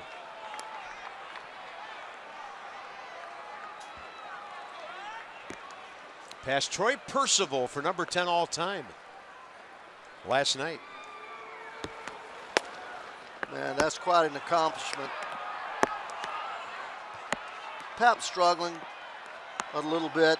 14 innings pitched, 18 hits, .310 batting average against. There he gets it in there. 359 Papelbon saves. It's a lot of last outs, isn't it? It's a lot of handshakes, but he walks the leadoff man in a 2-run game.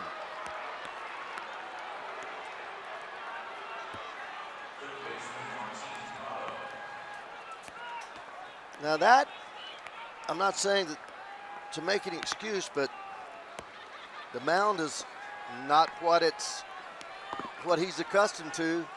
There'll be a little slippage out there. Stuff will cake on the bottom of his cleats. Just makes everything more difficult.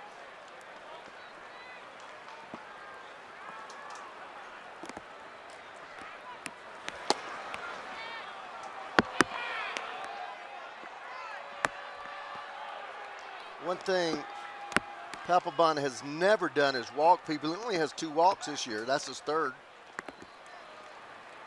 Martin Prado, 2 for 11 against him, including that ground ball last night. That one is in there.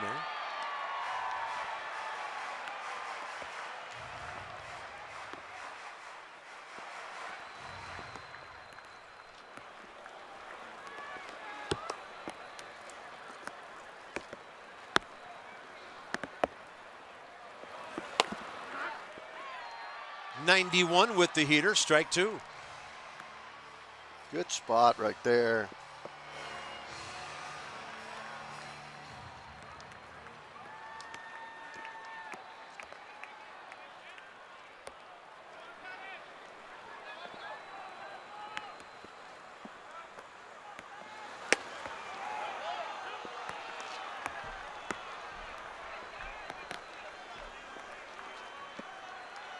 Rain coming down. There's a big time puddle just to Daniel Murphy's left on the right side of the infield.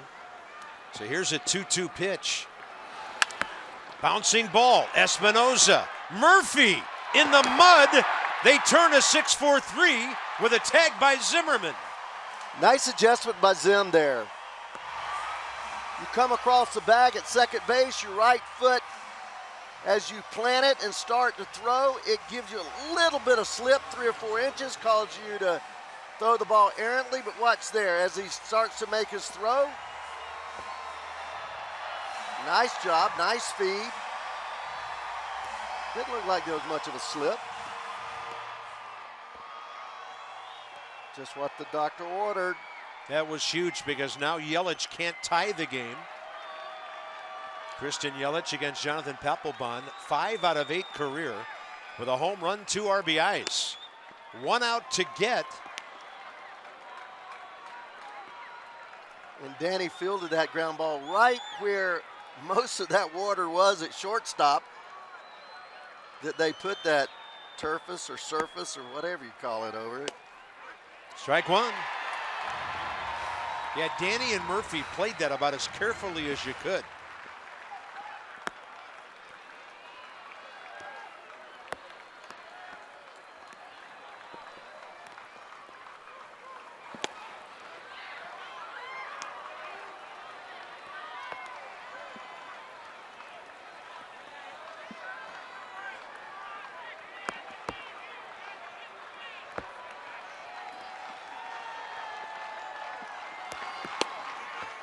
Close.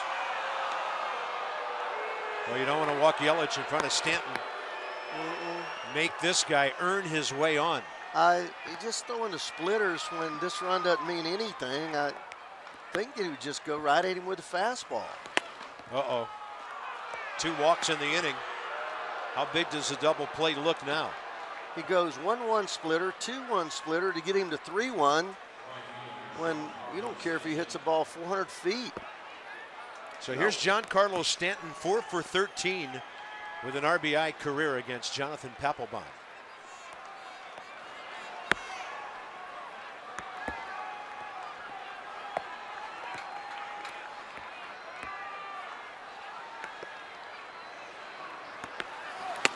Oh.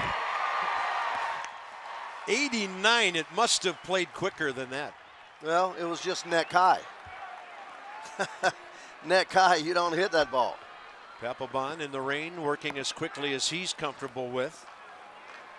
And an 0-1 to Stanton. Yelich takes second base, but now he comes back. It's obvious as the ball's fouled off. It's obvious he's throwing him up there. I mean, that's 6 feet high. The man's 6'6". You just don't want to throw it up there and get it chest high. Rain coming down hard. The Nats by 2 with 1 strike to get.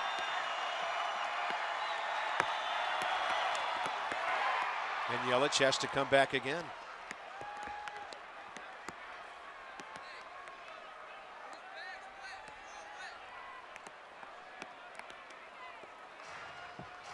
Hayden. Papelbon doesn't like any of those baseballs. Well, that last pitch was a slider, and it didn't do anything. It actually kind of looped it back, like a backup slider, looped back toward Stanton's hands. Now, that's something I've never seen before. The bat boy came out to give the umpire baseballs, but the bat boy threw the ball to Papelbon. What? Without the umpire touching it. Yeah, I've never seen that either. No balls, 2 strikes. Swing and a tip. It's as good as a miss, and the Nats have won it.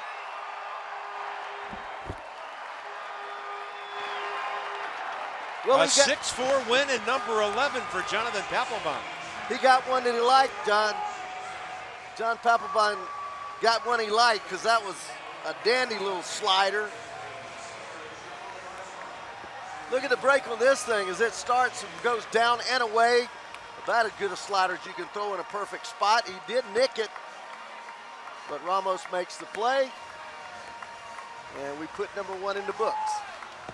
Well, a long night of baseball ahead, and man, it was a long afternoon of baseball. The Nats win it 6-4, and they are now 10 games over 500.